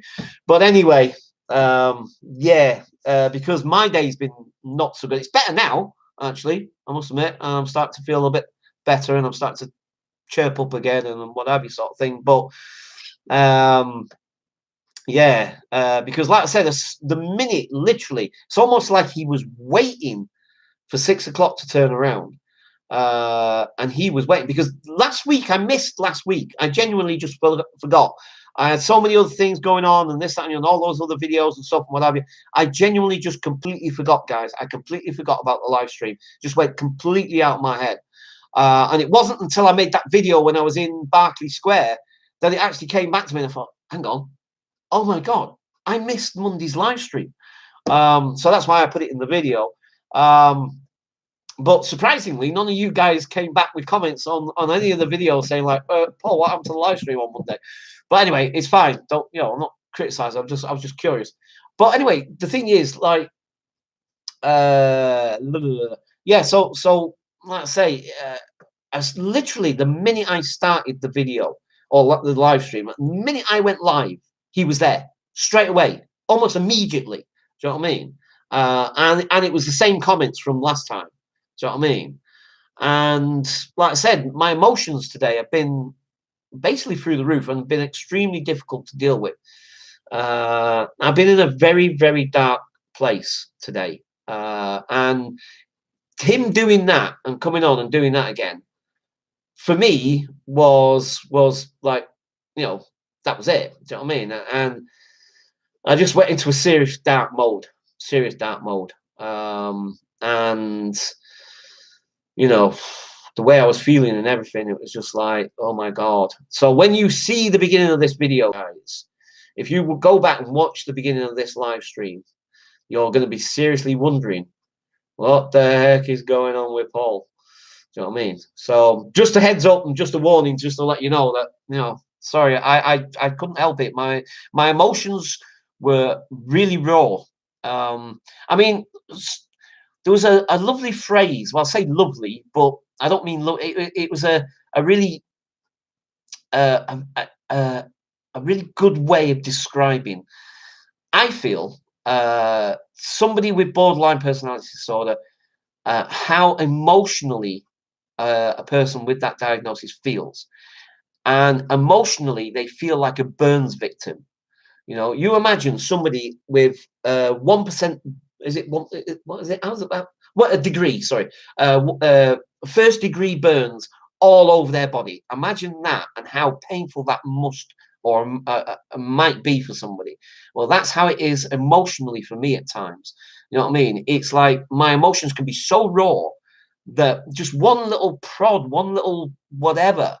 Do you know what I mean? It's literally like somebody touched it, as if I had like a first degree burn all on my hand, and then you just went like that. Do you know what I mean? And emotionally, that's how it feels at times, and it's really difficult to deal with. Do you know what I mean? Because I don't want to be like that. Do you know what I mean? I seriously don't. But that's because of that part of the brain, like I say, that isn't, that didn't develop in the right way, or whatever the heck they say. But whatever the actual mechanisms are, or whatever sort of thing, but it makes it extremely difficult at times for me. So, like I said, that when he came straight on like that and what have you, so my emotions were just like, and I just had to filter it, and I had to deal with it.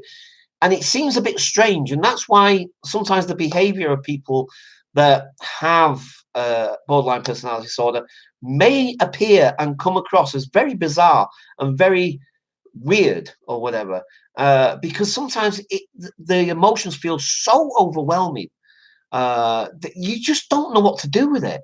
So I mean, you literally just don't know what to do, and you feel so overwhelmed emotionally, and you just try to do whatever it is you try to do to cope and to stay in some kind of rational mindset. It's not easy. But you do whatever you can to try and deal with it, and it's not always easy, like I say. So anyway, sorry, I'm missing your what's the names? Good job, dude. How are you? Oh, sorry, you're talking to Dan. Sorry, cool, no problem. He had your notifications on, so it immediately. Oh, of course, of course. Yes, makes absolute sense. Yeah, yeah. That's why. Yeah, I'll when I finish, I will go to my channel, and obviously there has to be a way of banning people. You must be able to. I'll try and figure it out. I'll try and figure it out. So I'll ban him from the channel, and then obviously, hopefully, um, right. Sorry. Uh, I'm happy to see you.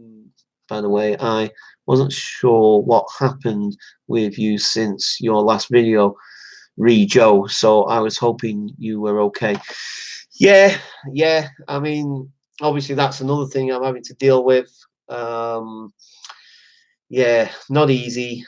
And I took on board I read your comment, Sandra, and I took on board what you were saying, and you're absolutely right. Of course, it takes two to tango.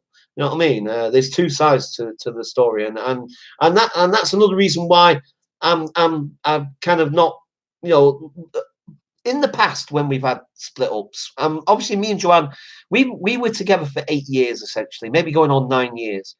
And throughout that time, we had many split ups.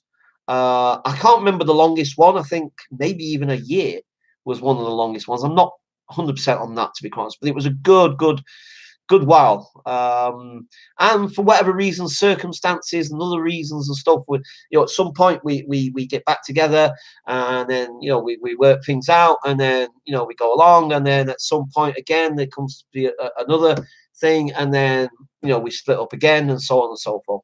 So we've had many split ups throughout our relationship. This one for me, I feel feels much more of a there's much more of a finality to it. And to be quite honest, I think you're right, Sandra. I think maybe I do love her, but not in the same way. Do you know what I mean? And I think what it is that, like, I think we've kind of just grown apart for whatever reason, as people do at times. And the thing is that I miss her. I miss her terribly at times. You know what I mean? And but like I said, the thing is that I think you're right. I think it's it's that point where maybe it's best for both of us that we don't get back together again, because maybe ultimately that's just the natural progression, and we need to both move on. So it's not easy. It's not an easy process. And like I say, anyway, sorry, look, I didn't really want to get into this one because, as you can appreciate, it's a little bit more, this one's a little harder to deal with right now. So anyway, yeah, sorry. Yeah. Sorry. I'm back. Sorry, Paul, about, oh my God, I can't resist the chocolate cake. Sorry. Wow. Yeah. I know the feeling. Believe me, mate. I know the feeling. That is my addiction, is chocolate. Oh boy. Do you know, I used to joke about this. I used to say, do you know when they used to do those Cadbury Flake adverts, or any chocolate advert years ago, back in the 70s or whatever, the 70s and 80s or whatever, and it always featured a woman. Do you know what I mean? Maybe a bloke bringing the box of chocolates to the woman or whatever sort of thing. But it was always a woman, sort of like, and she'd be like, there'd be always this thing about like how women are so, it's all, female orientated in that sense. You know what I mean? And I used to think to myself, hang on, I love chocolate just as much. Do you know what I mean? Maybe even more so. I absolutely love chocolate. I can't get enough of it. Do you know what I mean? It's like, why don't they make adverts with men sort of like eating chocolate in a, well, maybe not that way, but you know what I mean? It's like, like, Anyway, no, it's just a silly little thing. I don't mean. I'm not serious about it. I just like whatever. Uh, yeah, I know more more men that like chocolate than women. Yeah, you see what I mean. So those adverts, man. Apparently Disney are remaking. What's that? Oh, Bedknobs and Broomsticks and Mary Poppins. Bloody love those films. The new ones can never top the classic. No, that's right, mate. No, no, absolutely. Yeah, I liked those movies when I saw them. I haven't seen them for years now, to be perfectly honest with you. And I probably would watch them again at some point, I'm sure. I mean, I wouldn't say I was absolutely, they're my most favourite movies in the world, but definitely enjoyed them and definitely would probably watch them again. But you're right, you can't beat the classics. When they make a movie, I guess when you think about it, in some ways, because I'm an artist, of course, it's a bit like if I don't know, say like Vincent Van. No, sorry, not Mona Lisa. For crying out loud! How can I forget his name? Um, I can't believe I can't think Da Vinci. Um, so it's like I guess it's like Da Vinci comes along, not now, but like maybe back then when he painted the Mona Lisa, and then like I don't know, a couple of years after he finished it, because apparently he kept on changing that painting. He kept it throughout his life. That the Mona Lisa. I don't know if you know a bit of the history of it, but apparently this is what what's it was that he kept that painting all the way through his life. He never sold it. He never gave it to anybody or whatever. And throughout his life, he would constantly work on it. Apparently, that one painting. That's why apparently when they X-ray it and they look at it and they see all these different paintings behind and so forth. Because apparently over the years he changed it constantly. You know what I mean? He reworked it all the time, all the way through his life. Apparently, at least that's what I heard in the documentary. I don't, whether those facts are absolutely factual and true. I don't know. But anyway, I guess it would be like him doing the Mona Lisa, and then the following year doing another one. You can't beat the original, I guess, is what I'm trying to say. Anyway, yeah, sorry. Right. Right. It's not my favorite at all. Disney, yay. Same with Charlie and that. Oh, now Charlie and the Chocolate Factory. Yay. That was one of I love. Now that movie I do love. Because again, especially when I was a kid, see, I identified with Charlie Bucket so much because again, this isn't about getting the violin out and saying, ooh, I literally, I was brought up in a extremely poverty. My father was a pensioner. We lived in all the most salubrious places in Manchester back in the day, Moss Side, Hume, Levenshulme, and just to mention a few. And anyway, the thing is that, like I said, no, sorry, I've completely forgotten where I was going with that. What the heck was I just saying? Sorry. Your comments are popping up, you see, and I'm trying to be mindful of reading them at the same time responding to them. So I've now completely lost my. What the heck was I talking about? Something to do with Charlie and the Chocolate Factory. Yeah, because like I did, some of the places we lived in when I was a kid, we moved around constantly. I can't tell you how many places I lived in Manchester, but I went to 4 different primary schools because we moved that many times. Four different primary schools, not secondary, but primary schools. Yeah. And because we were my dad constantly moving us around all the time for whatever reason. And a lot of the places we lived in, we didn't even have a bath. And again, this isn't what's name, this is just pure and simple fact. So when I saw Charlie and the Chocolate Factory, I seriously identified with Charlie Bucket. Do you know what I mean? And that's another reason why I love that movie, because I so wanted to be Charlie Bucket and go to a chocolate factory and eat all the chocolate. Excuse me. All right, Paul, here's a concept for you. Do you think we are literally running out of movie? Oh, Dan, that is a really good and interesting question. No, seriously. Do you know, because that has crossed my mind a couple of times, actually. Do you know what I mean? There's an old saying, there's nothing new under the sun. And, do you know, that has crossed my mind, not just recently or whatever, but throughout the years. Being an artist, you see, always trying to come up and strive for new ideas and new ways of painting and doing something that other artists haven't done. And then I relate that then to obviously the wider sphere sort of thing. And yeah, that's crossed my mind as well. It's like, how are we running out of it? Another thing that always crossed my mind as well, in a similar vein, is where are all the Einsteins gone? Where have all the these brilliant minds that we used to have that, were like 1 in a billion or whatever, or 1 in a million, whatever. Do you know what I mean? Where there was one unique person that seemed to have one of the most unique, really intelligent brains kind of thing. Do you know what I mean? We don't seem to have people like that anymore. Do you know what I mean? We just seem to have, and again, this sounds dismissive or whatever, and I don't mean to be, because I'm sure there's really, really vastly intelligent people out there, scientists and so forth and whatever, but you just don't seem to get these people like Einstein. And I use him just as an example because he's one of the most famous, I guess, scientists and brains that you can think of.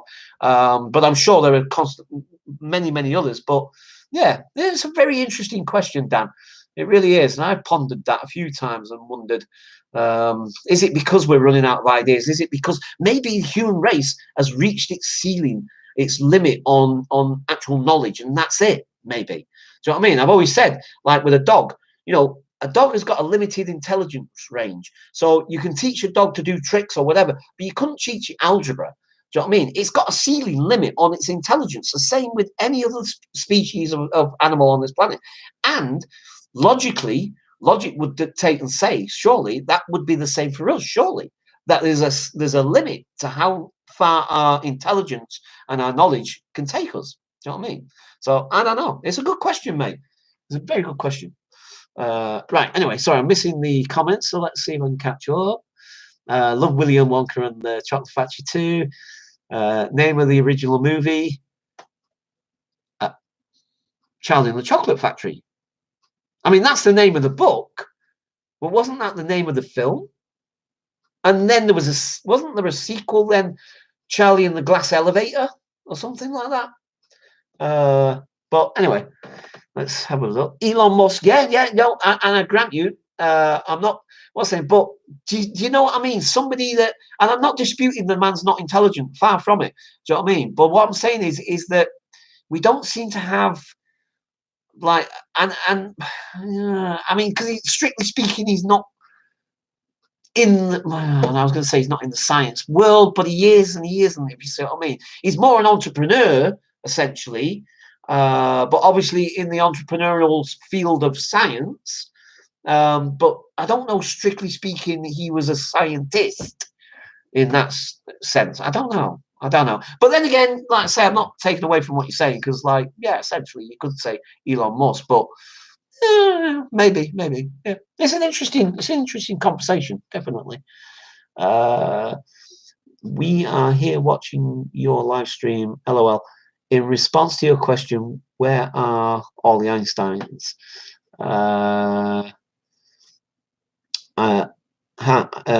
Talking about Einstein, is there an Einstein statue in London? Not that I'm aware of. Don't quote me on that. I'm not 100%, because London is massive.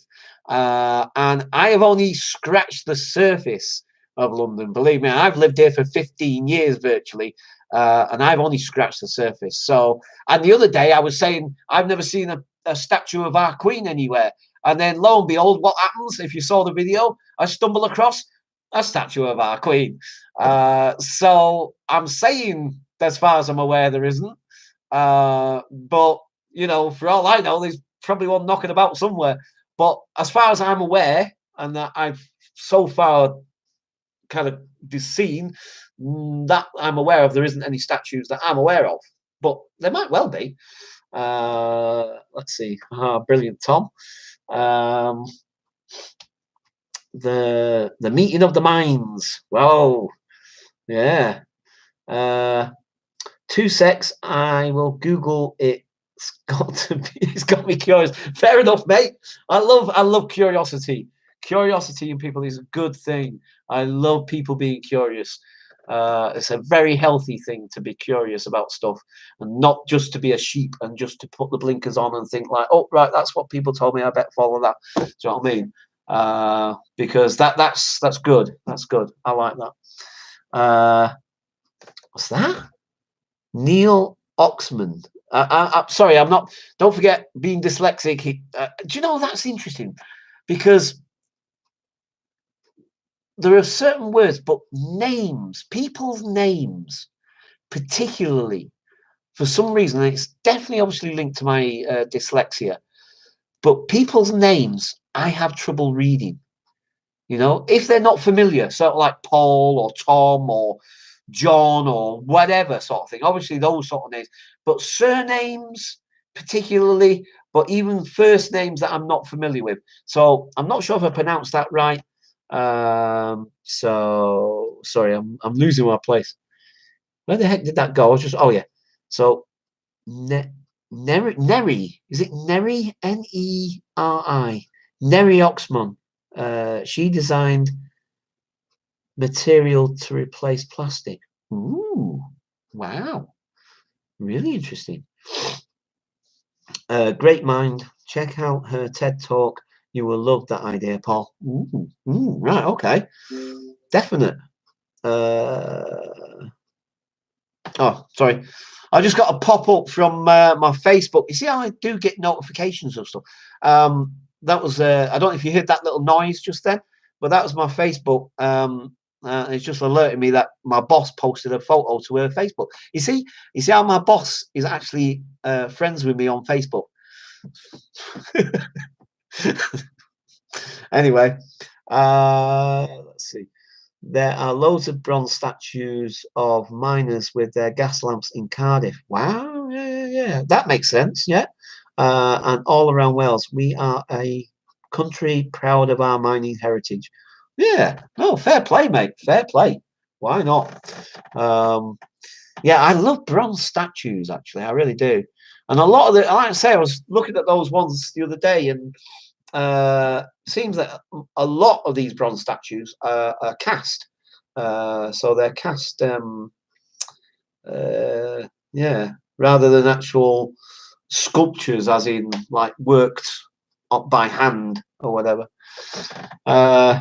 Never be friends with the boss on social media.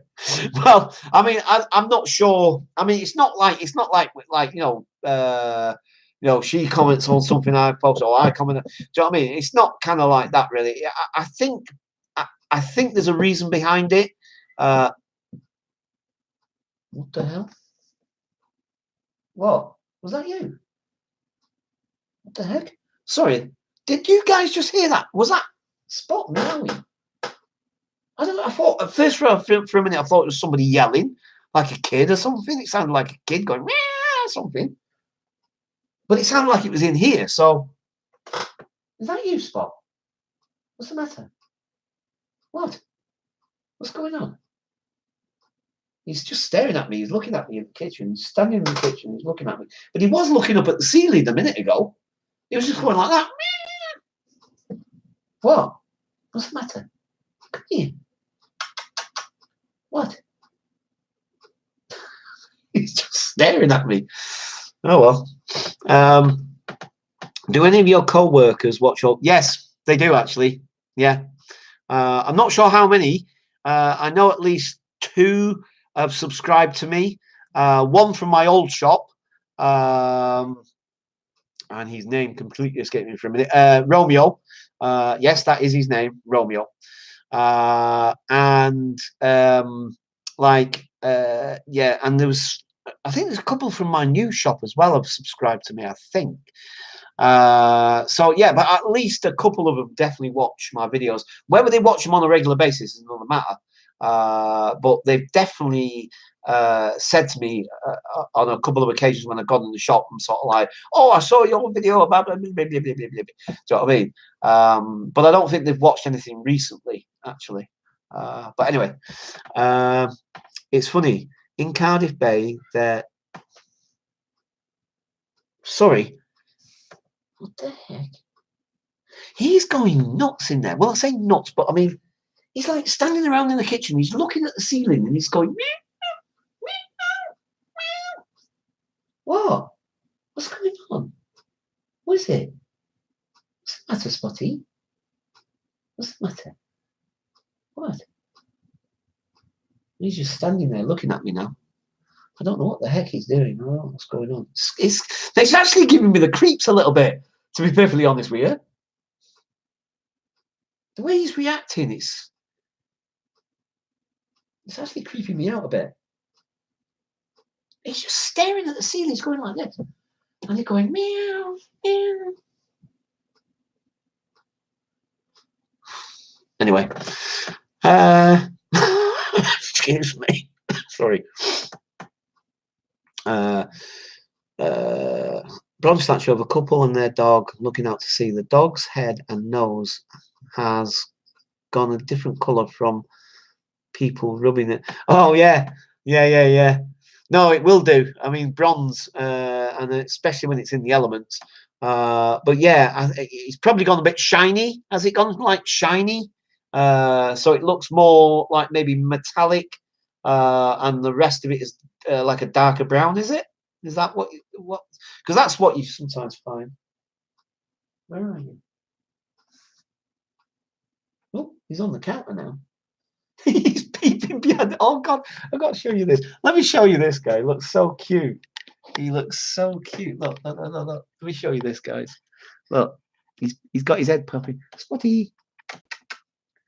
Look, you see his head peeping around the door. Oh, it's so cute. Oh, look at that. How cute does he look?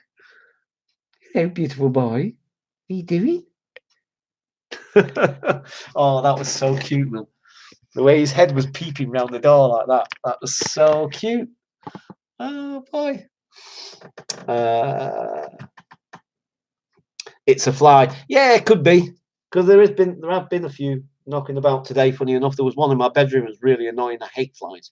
I mean, I know they have a purpose and whatever sort of thing, but I just can't stand the bloody things. I really hate them. I just find them so irritating. Anyway, right, so yeah, it's gone shiny. It's brilliant because dogs' noses are often shined. Yes. No, yeah, exactly. Yeah, brass does that. Brass, bronze tends to do that. Hang on, sorry, you missed my Willy Wonka comment that I just wrote. Hang on, Sandra, are you talking to me or I'm not sure who you was talking to then. Sorry. Yeah, blah, blah, blah. I love bronze too. I'm taking my first Oh, nice one. Excellent. Well done. Yes. Oh, cool, mate. That is brilliant. Excellent. Yeah, because I used to love doing metalwork in school. I did actually. I really did like it. It's funny because a lot of kids didn't like it. I quite liked it. I quite enjoyed it. I thought it was like really exciting, and I made a bottle opener. You know what I mean? It's the bog standard thing, isn't it? It's like what you get kids to make in schools. I don't know if they make something different these days. Back in my day, it was like bottle openers and ashtrays. I know. Yeah, there's a flipping thing, eh? Getting kids to make ashtrays. That's what they did. You know, we just make an ashtray, whatever. Do you know what I mean? I know it's what's name, but I suppose because it's easier and it's simple and whatever sort of thing. But yeah, metalwork, yeah, cool, nice one. Go for it, man. Excellent. Well done, you. No, I think I'm all caught up with the comments. Yeah, you're probably right, Dave. Sorry, it was Dave. Sorry, I forget for a minute who said that then for a minute. Yeah, it's probably a fly. It was a little bit spooky though. Do you know what I mean? I mean, normally, because I know he's done that before. He's done it a few times, and it's usually either a fly or it's a mouse, or it could be somebody upstairs because obviously a lot of people that live upstairs, and it could be them walking about, something like that. And so it's never freaked me out before. It's never bothered me before. It's never made me feel what's name because what's name. But that did for some reason. I say I know that sounds. It's probably just me. I don't know, but it was the way he kept on doing it as well. It literally sounded like a little kid crying at first. Do you know what I mean? That's why I was like, what? And that's why I looked around like, you know. Anyway, anywho, yep. So it looks like we're all caught up at the moment. Yeah. Sorry, I'm kind of like dried up. Okay. Sorry if I'm sniffing and what's name. Sorry. Just like I say, I'm still getting over this cold at the moment. So I'm not. Sorry. Crying out loud. Oh dear.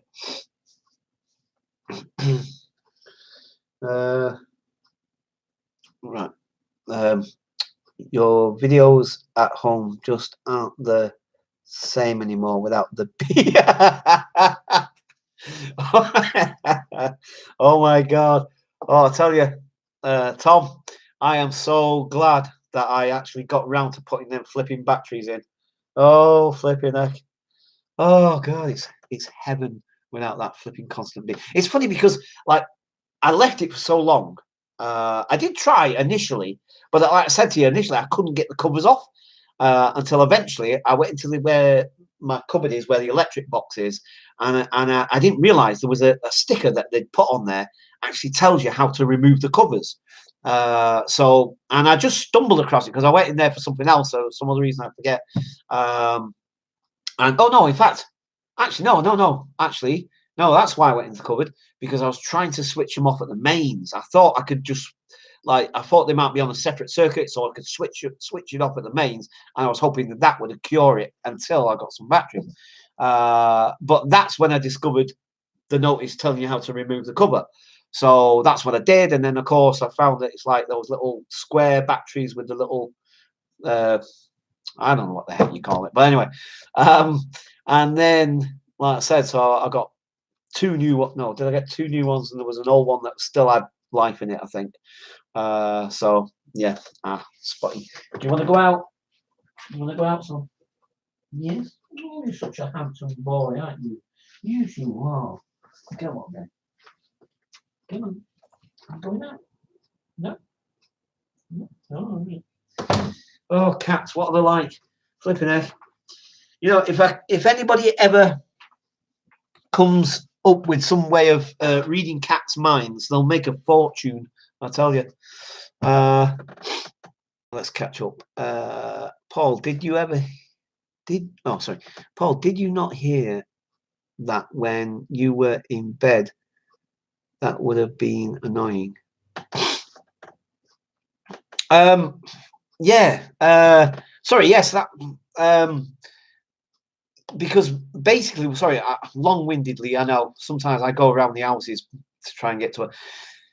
So basically, I got to the point where, because I've left it so long, you start tuning it out. You just do. Do you know what I mean? After a little time, you just like not literally stop hearing it, but every now and again, it was like it just be every now and again for some reason it get either seemed to get, or my brain just for some reason just let the filter drop or whatever.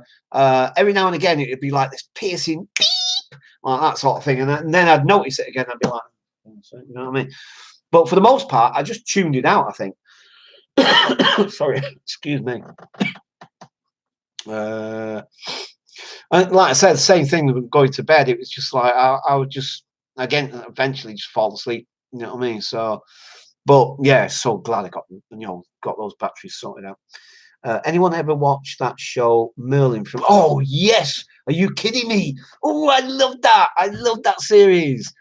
It just became 10 years old 3 days ago. Damn, that was a fast decade. Yeah, flipping heck. Oh God, yeah, Dan, I used to love that.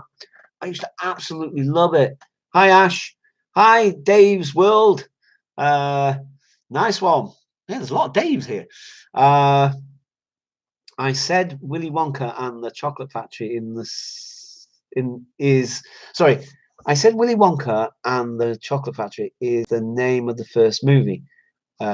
Okay, I'm moving off that topic now. Well, sorry, Sandra. Like I say, I'm trying my best to sort of keep up with your comments and respond to them.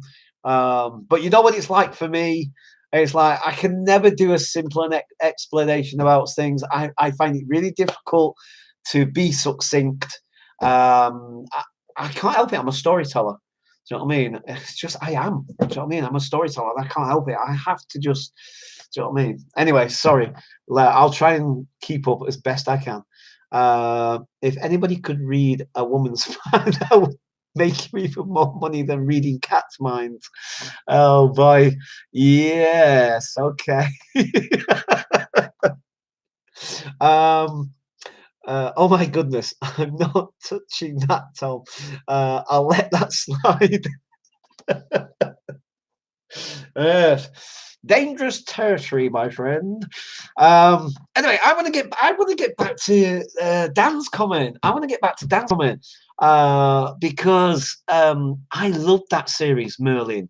That was so cool. I loved it. I love dragons. I'm absolutely potty about dragons. Again, unless you're been subscribed for a good few years or whatever, you may have missed some of my videos about dragons because I absolutely love dragons. I don't know why, always have done as a kid. I just love dragons.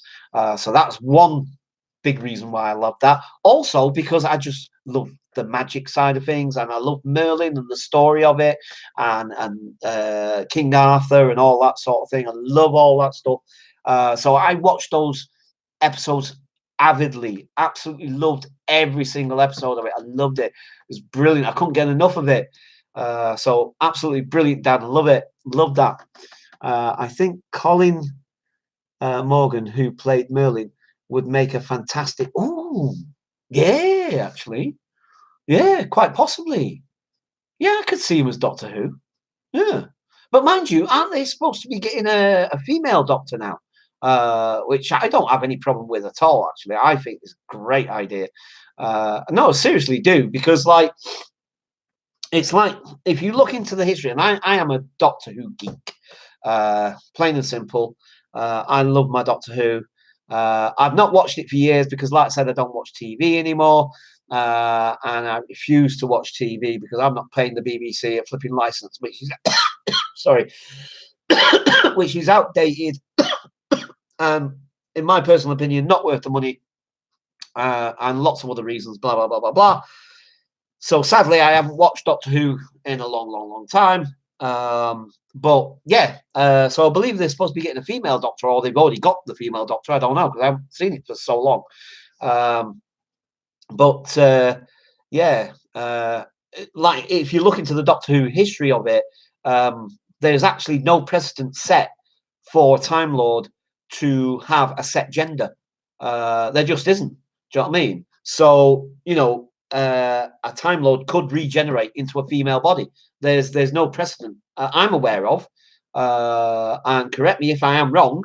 But as far as I'm aware, in the Doctor Who history, there's never been a precedent set throughout the series whereby the Time Lords can either only be either female or male, and they can, you know, they could possibly regenerate into a female body.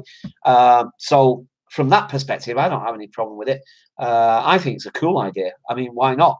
Why not have a female Doctor Who?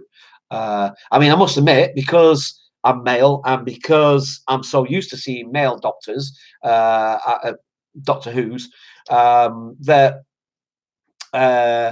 you know, it initially would like be a little bit kind of like, you know, feel a bit awkward or whatever, a bit like, but you know, I think obviously depending on the actress that you got to play the part, you'd have to really, I think you'd have to really get the right person into that role, really, considering the history of it and everything. Sorry, folks. But you know, yeah, why not? Do you know what I mean? I think it'd be cool. It'd be interesting as well because the dynamics of the what do you call it? Yeah, I was going to say partner, but it's not partner. You know, the companion that usually travel. The dynamics of that would have to shift, wouldn't it? Sort of thing. So she'd probably have male companions, presumably. Interesting. Anyway, right. Sorry. So Dave's World says the cartoon. So hang on, sorry, let me try and catch up. I loved that movie with Mel Gibson where he could hear what women were thinking. Oh wow, I've not seen that. I've not actually seen that movie. I have no idea where. Sorry, this is a weird glare on that I've never noticed before. It's like I can see this like it's like oh crying out loud. What do you call it? Lens flare. It looks like lens flare. It's like some lines streaking down here. I presume it's from the light. I just never noticed that before. I've just noticed it a couple of times as I've been moving my head about and I'm noticing it. I'm thinking like, what the heck is that? Anyway, sorry. Flipping things I notice. Oh, I tell you, like I said, definitely Peter Griffin and excuse me, Homer Simpson. Oh, squirrel. What's that? What? Yeah. Anyway, sorry. Oh, Dave's going. Okay, Dave. Take care, mate. Hope to see you next week, and hopefully, before he starts, I'll do the same thing of what I've done now. Hide his comments, do the reporting if necessary, so forth and so forth. And again, like I say, I'll go to the channel, see if I can get him banned. Because, like I said, I mean, if he was just going to do stupid comments or whatever, then I guess I could have put up with it. I could have just ignored it. And even like I said, I was even willing to try and see if we can get this person to talk some sense to them or whatever. But obviously that isn't a possibility. So I guess I was flogging a dead horse, I guess. But anyway, the thing is that, like, yeah, hopefully, that'll be sorted anyway. Excuse me, sorry. I heard the theme tune to Merlin a few weeks back, and simply that in a land of myth and magic, his name Merlin, and the theme tune just sent a shiver up my spine. Yeah, I loved that music as well. The theme tune to it was spot on and everything. It was like, I really loved that series. I really did. I used to watch it avidly. I think, what was it, 45 minutes or something? I can't remember how long the actual program was, but I used to look forward to those 45 minutes, whatever it was, and I'd be lost in this and immersed in this world, and all the ills and the pains of the world would just disappear for that period of time. I'd be just completely absorbed and lost in that series. Absolutely loved it. Mel Gibson. The Mel Gibson movie was called What Women Want. Oh, right. I know the movie you're on about. I never saw it, though, Tom. Never saw it. What Women Want is for Mel Gibson to go far, far away. Oh, God. Yes. Do you know, at the end of the day, when obviously when some of his earlier stuff and what have you, I used to like Mel Gibson in some of those movies, but obviously a lot of the stuff that surrounds him today and all the rest of it, it's kind of like, I don't want to know about all that. Do you know what I mean? Well, I mean, I don't want to be a part of any of that. I don't want to, so I'm not bothering with that side of him. Do you know what I mean? I don't want to know that. So, but anyway, he used to make great movies. Yeah. No, absolutely. Yeah, absolutely. I did like his early stuff. I did. But you're right. Yeah. He just went down this path for whatever reason. Who knows? And it's kind of sad, really. I mean, I think it kind of hurts more when you initially there's an actor or an actress that you look up to and you like and you think like, wow, they've done such amazing stuff and you really really enjoy their movies and you kind of almost, I don't know if empathize or you feel a connection for some reason, whatever. Do you know what I mean? And that's just in all of our cultures, isn't it? Do you know what I mean? And so, like, when something bad crops up, it kind of hurts more, doesn't it? Really? Do you know what I mean? Because you kind of feel like you want to still like their movies, but if they've done a really bad thing or whatever, you kind of feel like, well, no, I don't agree with that, and I don't want to. Do you know what I mean? So you feel like you're left in this really awkward position. It's not nice. It's not nice. Sorry, he wore a kilt once. Yeah. Oh God. Yeah. No. Yeah. What was it? I can't. Oh, I wish I could remember. Some people can remember that quote, and I can't. I can just remember the freedom bit. But they won't take our freedom. Yeah. Anyway. Hang on. So let's see what we're with. Lucky for you, your Doctor Who days aren't over. Oh, sign up for the BBC iPlayer. All it takes is, yeah, but that's the thing, Dan. And I swear to God, I have checked this out because I did actually, and I might even still be subscribed to it. I'm not sure, to be honest, because I've not been on it for so long. But even BBC iPlayer, they're saying that you've got to have a TV license to watch it. Honestly, because I've got, in fact, my old TV license is up there. I swear it's on there somewhere. I can double check it right now. But I swear it says on there that even watching the BBC iPlayer, you still got to have a TV license. So, because otherwise, yeah, I would do that in a heartbeat, mate. Absolutely. And like I said, I was, I mean, I'm probably still subscribed to it. I'm sure. I never actually physically unsubscribed from BBC iPlayer. But I've just never used it since because of that reason. Because I mean, okay, fair enough. You could say, well, are they going to know? Are they going to find out? They haven't got detector bands, and even the ones that they said they had didn't actually work. But I just don't want to give them the flipping. You know what I mean? I don't know. I feel I should stick to my principle on this, and just because I really, really not necessarily the programs and maybe the people that star in them and the people that the sort of Joe Bloggsies that work in the BBC or whatever, but the BBC, I guess the organise or the higher ups, the bosses, the CEOs, this that and the other, that structure of it, and just generally what the BBC kind of stand for these days, opposed to what it might have stood for years ago. I just don't like the BBC. Seriously, I think that at least certain aspects of it, I suppose, is the right way of putting it. Because there's a lot of stuff that I just, yeah. Anyway, at the moment, that side of things are a bit another sort of touchy subject for me. Me and the BBC. Anyway, yeah, but yeah, you're right. I mean, I suppose I could just sneak on there and just watch it anyway. But yeah, I'm not sure. Maybe. Yeah, I don't know. Yeah. But yeah, like I said, Dan, the thing is that it definitely, I know, because I had a conversation, like I said, I have a conversation with these TV people. Do you know what I mean? The licensing dudes and what have you. And I've checked it out online a couple of times as well. And they definitely say that you can't watch even the BBC iPlayer, because even though it's recorded, what's the name? You can't watch it. So. And you see, that's another thing that I have about it. Do you know what I mean? Because they're basically trying to say, like, they're trying to muscle in essentially on the online, I was going to say market, whatever you want to call it. Do you know what I mean? And they're trying to say, like, no, you got to have a TV line. You've got to pay us money, even though, like, actually it's coming from an internet provider or blah blah blah or whatever. Sorry, excuse me.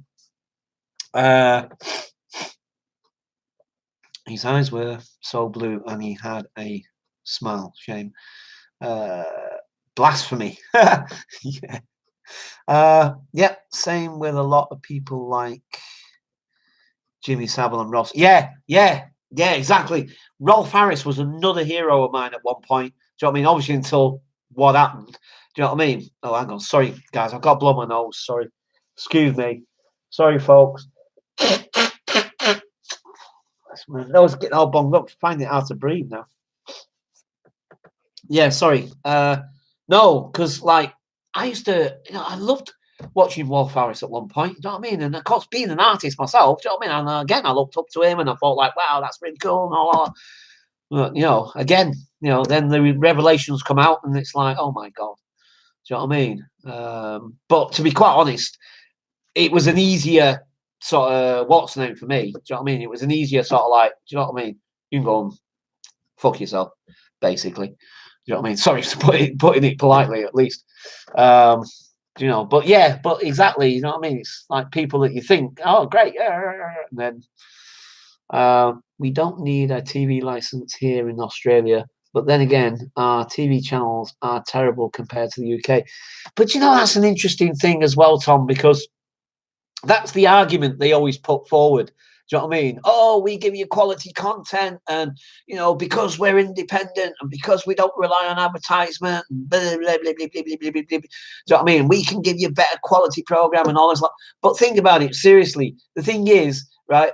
I mean, I can't comment on what the quality of your programming is. I must admit, okay, sometimes we get some of your Australian soaps, fair enough, you know, like Home and Away and so on and so forth. But I've seen a couple of those and what have you, sort of thing.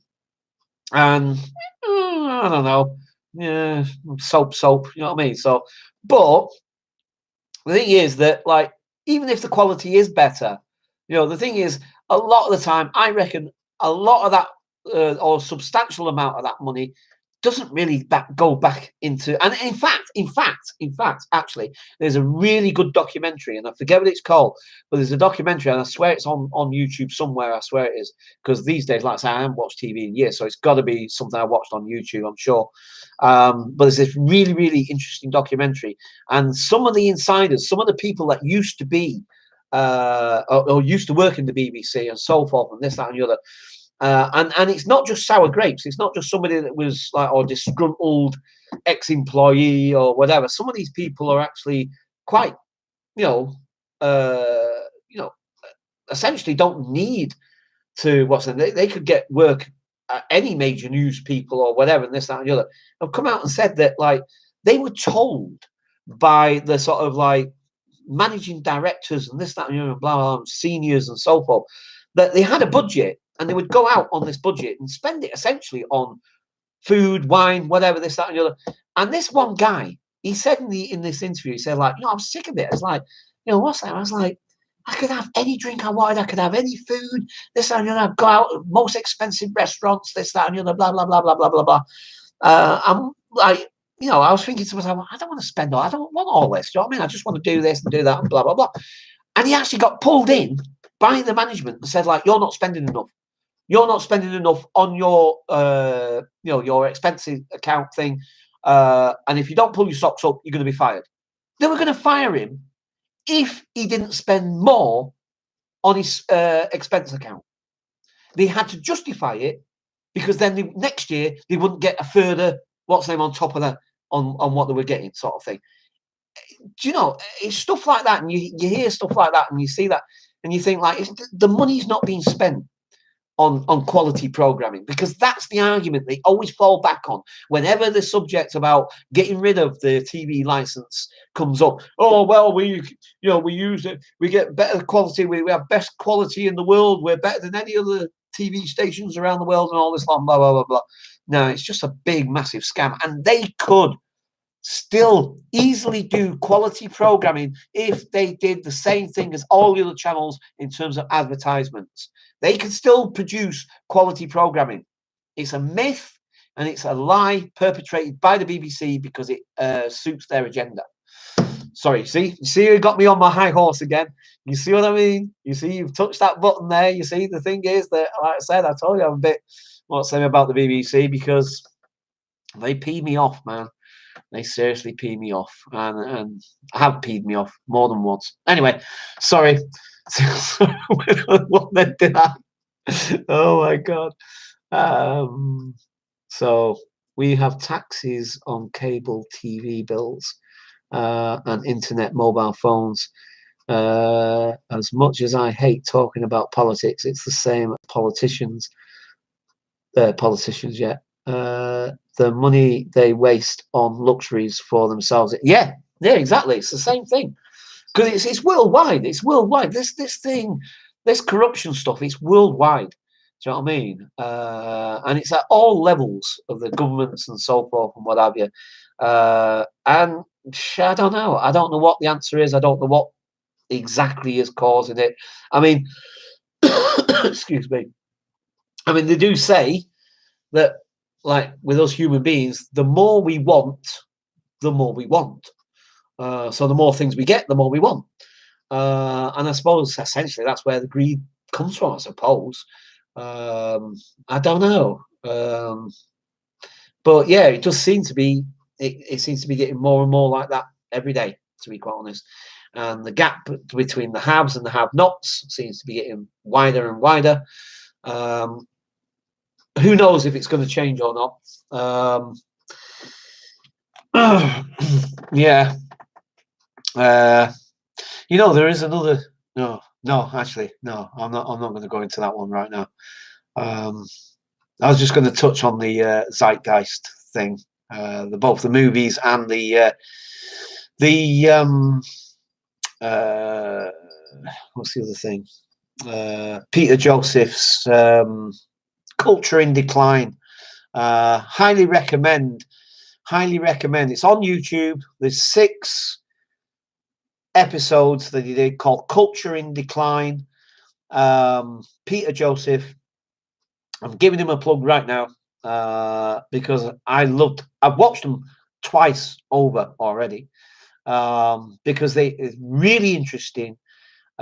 He's really intellectual, but he does it in a way that I feel isn't necessarily condescending or is like talks down to you sort of thing.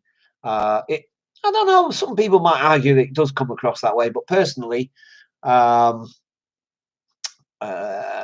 don't know. I like the way he presented those. And like I say, Peter Joseph, and the last one is really, really interesting because the last episode of Culture in Decline is where he poses 2 possible scenarios for the human race. Excuse me. So there's 2 possible routes that the human race can go. So he's got this like little time machine thing that he builds. It's really silly, but anyway, that's by the by. So, like I said, there's 2 possible scenarios. So one where we go down this path where we're going now, and we continue down this path until we essentially just destroy ourselves, or we take the more enlightened path and we go down this other path whereby we embrace technology and we use it in a much more productive way and so forth, and we solve a lot of the world's problems essentially. So famine, war, people having place to live, this, that, and the other, food, everything sort of thing. So there's these 2 possible paths that the human race essentially can take. It's part of his conclusion of the series of Culture in Decline. I highly recommend you watch all 6 episodes. It's fascinating. It's really, because in one of the other episodes, I think it's like the 2nd episode or the 1st episode, then I can't remember, and he goes into the monetary system, and we're talking globally as well, not just. I think he kind of focuses mostly on America because obviously he's American, that's where he lives and so forth and what have you. But he kind of essentially the global economy is what he's talking about, and the global financial system. And he goes into such depth about it, and so stuff that you think to yourself, and it blow your mind. I swear to God, it blew me away. I'm like, what? No way. And it's just fascinating, really, really, really interesting stuff. And like I say, ever since I've watched all of those, the Zeitgeist movies that he did as well, and Jacques Fresco and the Venus Project, ever since I've seen all of those things, I seriously can't see the world in the same way anymore. I just can't. And I think that's part of the reason why I kind of get more depressed these days, to be quite honest, because it seems that the world's taking that other path. It seems that way. I mean, I'm kind of hoping, because again, there's a thing that, I mean, Jacques Fresco himself said it, but it's not exclusive to him because we say it in AA as well, essentially, that a person won't change, or an alcoholic won't change until things get painful enough. It's got to get painful enough before we change. And I think that you can really put that with the human race. Human beings don't like change overall. We find it difficult. We find it uncomfortable, whatever. Change is inevitable. Change will always happen. That's the one constant in the universe, is change. So things will constantly change all the time, but human beings kind of resist it. And I'm talking like obviously as a whole, not individually. I'm sure there are some people that can do change quite easily and so forth, or whatever, this, that, the other, blah, blah, blah. And maybe as the generations go along, the younger generations, maybe for them change comes a lot easier. Do you know what I mean? So, but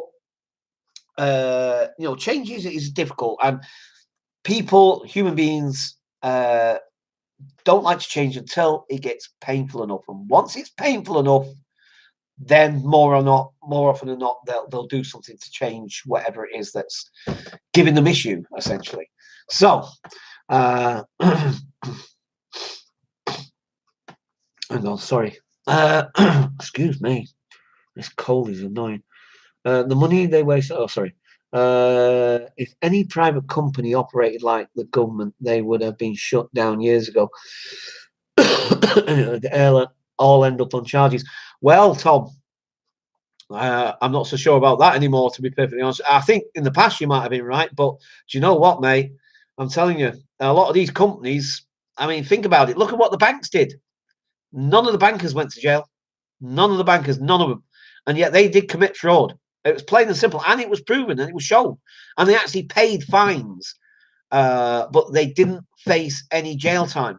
Basically, because they were saying like, well, they're too big to fail, and we can't if we do this, and it'll cause instability, and blah blah blah blah blah blah blah blah. Do you know what I mean? So even companies these days, you know what I mean, especially big multinational companies and stuff like that. Oh, they can get away with all sorts of stuff these days. Isn't it? It's amazing. It's so unreal. The reason why you say about Jack Fresco is why I won't watch it. I don't want to risk depression. Sounds interesting, though. Yeah, no, absolutely. I mean, in fact, I think that's very good advice, Sandra, actually. I think you're absolutely right, especially with people like ourselves. I think more so because, we can easily sort of fall into that sort of, look at the flipping state of the world and what it could be like if everybody just, would wake up and realize, hey, we don't have to do this, and we don't have to do it this way. We can do it this way, and look how much better it would be. So no, absolutely. But yeah, I mean, still, if anybody wants to watch that, I do highly recommend it because it is really fascinating, interesting stuff. Especially Peter Joseph's Six series about, let's say, culture in decline. Super fascinating. Did you look into Ben Shapiro any further? Oh God, I can't remember. I think I did, but I can't. What was that? That was about 2 weeks ago. I think you asked me that. I think, but to be perfectly honest with you, Dan, I can't remember how long ago it was, but I swear I did. Not maybe even that same day. I can't quite remember if I did it the same day. I might have actually done it the same day, thinking about it, especially the way my brain works. But now I can't remember what I looked up. To be perfectly honest with you, I just can't. Sorry, I'll have to recheck it again. Sorry, I'll have to try and get back to you on that one. Sorry, mate. For sure, I already know enough. LOL. I need to function. Yeah, no, totally. I totally get it, Sandra. I will look into it on the periphery, though. I'll be looking up culture in decline now. Yeah, like I said, sorry. I mean, don't feel what's them, and I totally get it, Sandra. More than most people, I think, would totally understand what you're saying, because sometimes, like I say, I can delve into something. There are times or days when, like, even a subject that is close to my heart, like homelessness, for instance. There are some days I walk past some of those homeless people, and it's kind of like I don't want to see it right now. Do you know what I mean? Because I guess it's just like, because I'm just trying to cope with what I have to cope with right now, but my head will be saying like, "Oh, you're being so mean or cruel or whatever, that negative flipping what's name." But it's because I can't emotionally deal with that right at that moment. Do you know what I mean? So emotionally, I need to, like you say, and I think it's a great way of saying it, both to function and to protect yourself emotionally, because we are quite fragile in that sense, and we need to shield ourselves sometimes from certain things, because otherwise, yeah, we can become overly overwhelmed with stuff, and we become despondent and so forth and so forth. Yeah, so don't worry, Sandra, totally get it, totally. You know what I mean? But yeah, anywho, if I'm not going to act, I don't want to know. Yeah, it makes sense. It makes sense. I get you. Love the little smiley face, by the way. It's cool. Yeah. Okay, guys. Any up and coming vids? No, sadly. Money is extremely bad at the minute. Yeah. Like I said, this weekend I'm thinking of doing a homeless thing, whereby what I'm going to do is I'm going to spend the whole weekend on the street. I'm not going to come back here until Sunday, so I'm going to leave here Friday afternoon after my shift of work. I'll come back home, get changed, and then I'm going to go out. I don't know what time, because I don't know what my shift on Friday is going to be. Actually, I don't know if it's going to be 8 till 12 or 10 till 2. I'm not too sure yet. But what I'm going to do is, whatever time that is, and I get back here, then as soon as I've got changed and everything, I'm going to go out and I'm going to spend the whole weekend until about Sunday morning on the street. But I'm going to document it, and I've got this idea because earlier on today I was walking around, sort of like, if you see or catch the video I did today, but it wasn't just because of that. I've been thinking about it over this weekend as well for some reason, but. Yeah, I just thought, rather than document the places where I used to sleep when I was homeless when I first came to London, which I've done a few times before now, I thought to myself, why don't I actually just go homeless in those same areas and document my experiences? And I think it would be kind of interesting both for myself, maybe also for you guys, and sort of get a perspective of what it's like to actually sleep on the street. So, but anyway, like I said, it's just an idea. I may change my mind and think of something else. I'm not sure, but I'm sort of leaning towards that anyway.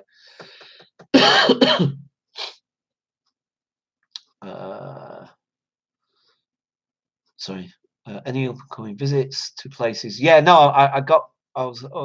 This is that part of something or just something you're doing yourself? No. Like I said, Tom, I'm thinking of, like I say, documenting it in video and putting it on my channel. Because, like I said, I just think it'd be an interesting experience. I think it'd be an interesting experience for me, and it'd be interesting documenting it. You see, it also got me thinking about this idea. Now, obviously, I can't do it because, one, I don't have the equipment, and to be perfectly honest, I'm not sure I'd want to lend my camera to somebody, especially somebody I didn't know. And also, it's something I'm going to run past John at some point anyway. But I was talking about that homeless film, the one that I said is going to be really, really powerful. But it also got me thinking, and I mentioned it in the video that I've uploaded today, that I think it'd be a really, really interesting thing to do is to find some homeless person that hopefully doesn't have a drug or an alcohol issue, because just practicalities. At the end of the day, you give them an expensive camera equipment. Sorry, but they're not going to use it for the purpose intended. But if you give it to somebody that's actually genuinely homeless, and then give them like a body cam sort of thing, so they can wear a body cam, but also a handheld camera, and let them document 48 hours of their experience of being homeless, I think would make a really powerful, documentary, essentially. Do you know what I mean? So let them just document whatever, do you know what I mean? And what they feel. And of course, edit out what they feel they don't want to have in there, because you've got to respect their privacy. They don't have a lot of it on the street. Do you know what I mean? So you've got to respect a certain amount of their privacy. So they've got to have certain amount of editorial control over the content. But then you put it together, and maybe, like say, you create a documentary based on an actual homeless person's real life experiences as they go about their day to day. And I think 48 hours should be long enough. I think if you do it shorter than that for 24, I think we're too short. I think 48 is probably what's name, and I think if you did it longer, it would be too long. So about a 48-hour period, and I think you'd get a really, really good snapshot of a homeless person, especially in central London, particularly. I think even more so than most other places. I think possibly because there's so much more interactions that can happen and so forth. But anyway, so yeah. Blah, blah, blah, blah. Sorry, I'm missing your comments, guys. I'm trying to catch up. Sandra says, neat idea. This actually sounds miraculous. Hopefully some company or journalist reaches out to you. Yeah, no, definitely. I'm definitely going to run it past John. I must get in contact with John again. I've lost contact with him a little bit at the moment, but I must recontact him because usually I run stuff like this past him because, like I say, he's worked with the homeless for many, many, many years. And like I say, I highly value and respect his opinions and his experience. Do you know what I mean? So, but as long as it doesn't mess with your sleep too much, well, my sleep's all over the place still anyway, kind of thing. You know what I mean? I am getting enough, definitely, because I've been going to bed super early. It's just that then I end up waking up super early, sort of more early than I would do for the alarm was going off, kind of thing. It's usually about half an hour or so, or an hour. But then sometimes I'm waking up in the middle of the night, sort of like 2, 3 o'clock in the morning, because I'll go to bed sometimes about 8 or 9 or whatever sort of thing. Last night I think I went to bed about 7, because I'm just I don't know. It's like a lot of my regular YouTubers and stuff and people that I watch. You know, I've caught up to virtually all they've done, so I've got nothing to watch, and sometimes you just get bored and fed up. Anyway, but anywho, blah blah. Sorry, this actually sounds. Oh, sorry, read that. Tom, seems like a nice idea, but I worry about safety. You mean the safety of the homeless person, or well, I presume you do, really. You mean in terms of somebody trying to steal the camera? Yeah, I get that. But like I say, there'll be ways of working around that, definitely. Do you know what I mean? Yeah, and that's absolutely, Tom. You need to think of all of those aspects. You need to think of all the different possibilities and scenarios. That's why, like I said, I would run it past John first. Do you know what I mean? And get his opinions, because he would have far much more knowledge, particularly in the local area and so forth, and what have you, sort of thing. So, but like I say, you cover the bases and you try, because I think it really would be a fantastic insight. Do you know what I mean? And I don't know if anybody's ever done it. Do you know what I mean? I have no idea. Maybe somebody has already done this. I don't honestly know. I definitely haven't come across anything like that. And I just think I've been part of videos made specifically around homelessness. I wasn't homeless myself at the time. It was like afterwards when I'm with John and so forth. And I've, I've been part of people doing other sort of documentary style stuff about homeless people who are still actively homeless. There's loads of YouTubers out there who've actually gone and spoke to homeless people on the street and had them on their videos and this, that, and the other, and then told their bit of their story or whatever. But I don't know if anybody's actually for 48 hours given them, and like I say, I think the body cam thing as well, particularly to try and get that street level point of view, so the first person view kind of thing. So you see the hustle and bustle, you see the, as people are walking past, maybe they're sat on the floor, they're begging for some money or whatever they're doing. And as the people are walking past, so you get that perspective of like what it's like to be at their level in that sense. Because believe it or not, that makes a difference. You wouldn't believe just the psychological impact of actually sitting down and having people who are now above you physically walking past you. That dynamic, believe it or not, that dynamic actually makes you feel not just literally smaller, but you actually makes you feel even more powerless. You know what I mean? And those people then become much more, in some ways, threatening. Not necessarily bustling, but just in a I guess in a psychological sense. But also the fact that they feel much more powerful because of. I know it sounds logical in a way, and it sounds pretty obvious, but you don't always think about that. Do you know what I mean? So anyway, like I say, it's just just right. Sorry. I start to be aware of the fact that I waffle on a bit too much sometimes. Sorry, folks. I get caught up in a conversation or whatever, and I just get caught up in my thoughts and so forth, and I get lost in it, and then I can waffle and waffle and waffle and waffle and waffle. So, yeah, that's why, like I say, sometimes these live streams are a bit awkward in the sense that you've got no natural, apart from your comments, which I try to get to as much as I can, because I'm trying to answer them as well at the same time as read them. But it's like that natural, normal intercedence that you would have with another fellow human being that would interject with stuff. So it's hard to rein me in. Like I said, don't forget, anybody wants this, I can send you the remote, as I've demonstrated before.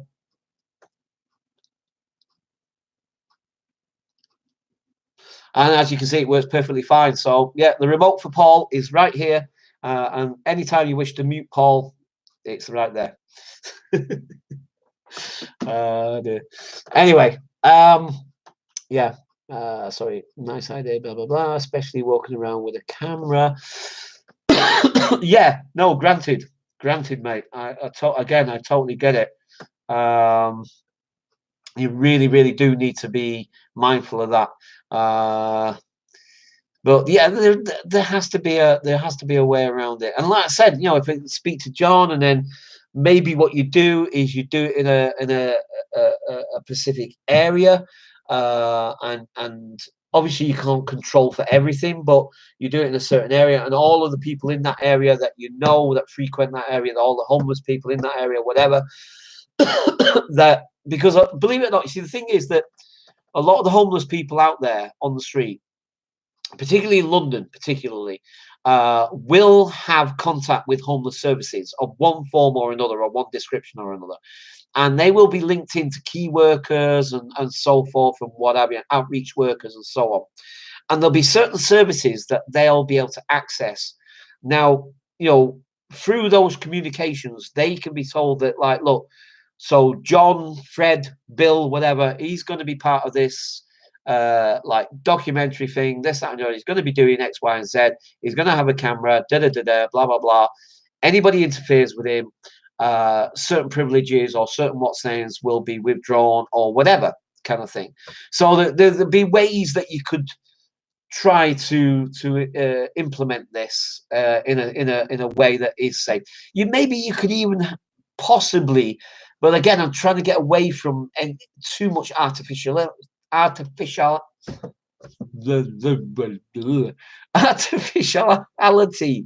can't speak around it, but maybe, I mean, it's possible that you could have like I'm flipping out. Anybody got a new set of teeth out there, because these ain't working? Chaperone, or whatever sort of thing, or maybe a discreet distance, or but yeah, there'll be. I mean, you'd have to think of definitely ways of keeping the person safe and what have you. Definitely. Excuse me. Maybe I just worry too much. No. Sorry. Because you have to think of the different things or eventualities. I mean, obviously you'll never cover everything, because it's just virtually impossible to cover everything. Do you know what I mean? There'll be something that crops up that you think like, oh God, why didn't we think of that? Do you know what I mean? But hopefully whatever that thing that you didn't think of doesn't crop up. Yeah, would be an idea to do with hidden camera. So many interaction with people is not. Oh yes, no, that's another good point though, Tom. You see, this is why I like these discussions. This is why I like this, because it's stuff that I wouldn't necessarily have thought of straight off. Do you know what I mean? And this is why it's really good. And thanks for this, because this is really interesting. Because the thing is that you're absolutely right, and I think that is another thing I was aiming at but also trying to get the sort of documentary bit of it, so that let them have a camera. Maybe the handheld camera is something that they use as a video diary, perhaps. Do you know what I mean? So something they document about their, you know, like maybe they do it at the end of the day. Do you know what I mean? Wherever they're bedding down or whatever, this, that, and the other, blah, blah, blah. And at the end of the day, they do 20-minute sort of like little commentary or whatever. You know what I mean? It doesn't have to be 20 minutes. That was just a number off the top of my head. But, you know, they just do a few minutes documenting or saying about how their day's been, whatever, this, that, and the other. But yeah, maybe you're right. Maybe the body cam could be a bit more discreet, so it's not so noticeable or whatever sort of thing, because those interactions would be far more natural and less prohibitive for people to think like, oh, I'm on camera, I better behave myself. You know what I mean? So yeah, no, it's a very good point. Thanks for pointing that out, Tom. That is actually really, really, that's why I like these discussions. It's really cool, actually, because I hadn't thought of that, and that's a very, very good point. Yeah. So yeah, maybe the camera just document at the end of the day, or whenever they feel like documenting, they just document themselves with that. But the body cam maybe is a bit more discreet, so we get much more of a realistic, real life interaction in that sense. Yeah. That sounds good, actually. I like that. That's pretty cool. Don't worry, it's nearly 6 a.m. Oh my god. Well, it's 9:05 here in the evening. Like I said, luckily I don't start my shift until 10 in the morning tomorrow, so I don't have to get up super early again this time. So we can, because like we're over the 3 hour mark, by the way. I've now been doing this live stream for 3 hours. Wow, cool. Like, time's just flown. It's like whoosh. It's like, where did the time go? But this is, yeah, I'm loving it, loving it. Hang on, sorry guys, just trying to keep up. Okay, keep working on the sleep. Waking up at the same time is important. 8 or 9 hours does trigger episodes. Cool. Okay. I mean your safety this weekend, staying out. Oh, right. Okay. Sorry, Tom. See what I mean about how we miss certain cues and clues when we're trying to talk and have conversations with people, and all you've got is a written form of the thing they're trying to say to you. Can make it really, and that's how you can miss communication. And so yeah. Well, do you know, Tom, at the end of the day, I was out there for 20 years. And yes, I had a few scrapes, and yes, I come close a few times. But for the most part, you know, it was pretty mundane, pretty, you know, bog standard, just day to day. So, you know, I'm not too worried about that. And like I said, I mean, like I've been on the street many times, so I think I can kind of, you know, suss out where I need to be and where I need not to be, sort of thing. But duly noted, mate. Duly noted. I will be mindful of that as well. And like I say, if I feel at any point that it's getting a bit too on top, or I feel too uncomfortable, or I think to myself, do you know what? Maybe this wasn't such a good idea. Then I'll just can it, and I'll you know, because I'll take my oyster with me, and like, you know, so I'll just jump on the first tube or bus or whatever, and so if I feel like, no, I've had enough, then I'll just go home. Anyway, sorry. Right, Paul. Oh, my cough is becoming uncontrollable. Oh, sorry, mate. I think I need to go to bed. Lemsip. Get Lemsip, mate. Get some Lemsip. Very good. I highly recommend Lemsip. I think I need to go. This has been a fantastic stream as usual. So thanks for that, mate. I always look forward to the streams. Good night, all. Yay. Nighty night, Tom. Nighty night, Dan. So, yeah. Okie dokie. Do you know what, folks? I've still got 5 people, apparently, according to that there, anyway, at least. Let me just... excuse me. Yeah, I should take my own advice and all, shouldn't I? Excuse me. Oh, my God. Yeah, I'm going to have to try and get someone. I won't be able to get it until Thursday, though, because I've got no money until Thursday. But yeah, I love Lemsip, I do. And when I get a cold or flu or anything like that, definitely Lemsip. Oh man, seems to really sort me out. Absolutely. Sorry, one second, folks. I'm just checking something very quickly. Okay. Okay. Right. Interesting. Right. Right. Okay. So, like I say, I've got 5 people watching at the moment, uh, and it's now 9:10. I've been at it for 3 hours and 10 minutes, and as much as I've really loved this, and I really have really enjoyed it. And like I said, watch the beginning of this video, guys. Please, I highly recommend you watch the beginning of this video. It'll give you a little insight into how my emotional state can get me at times, and some of the bizarre behaviors I do when I'm in such a highly charged emotional state. I can act in very odd ways at times, because that's how I have to to deal with it at times. You know what I mean? So apologies if it looks very bizarre and a bit weird. It does, and it is.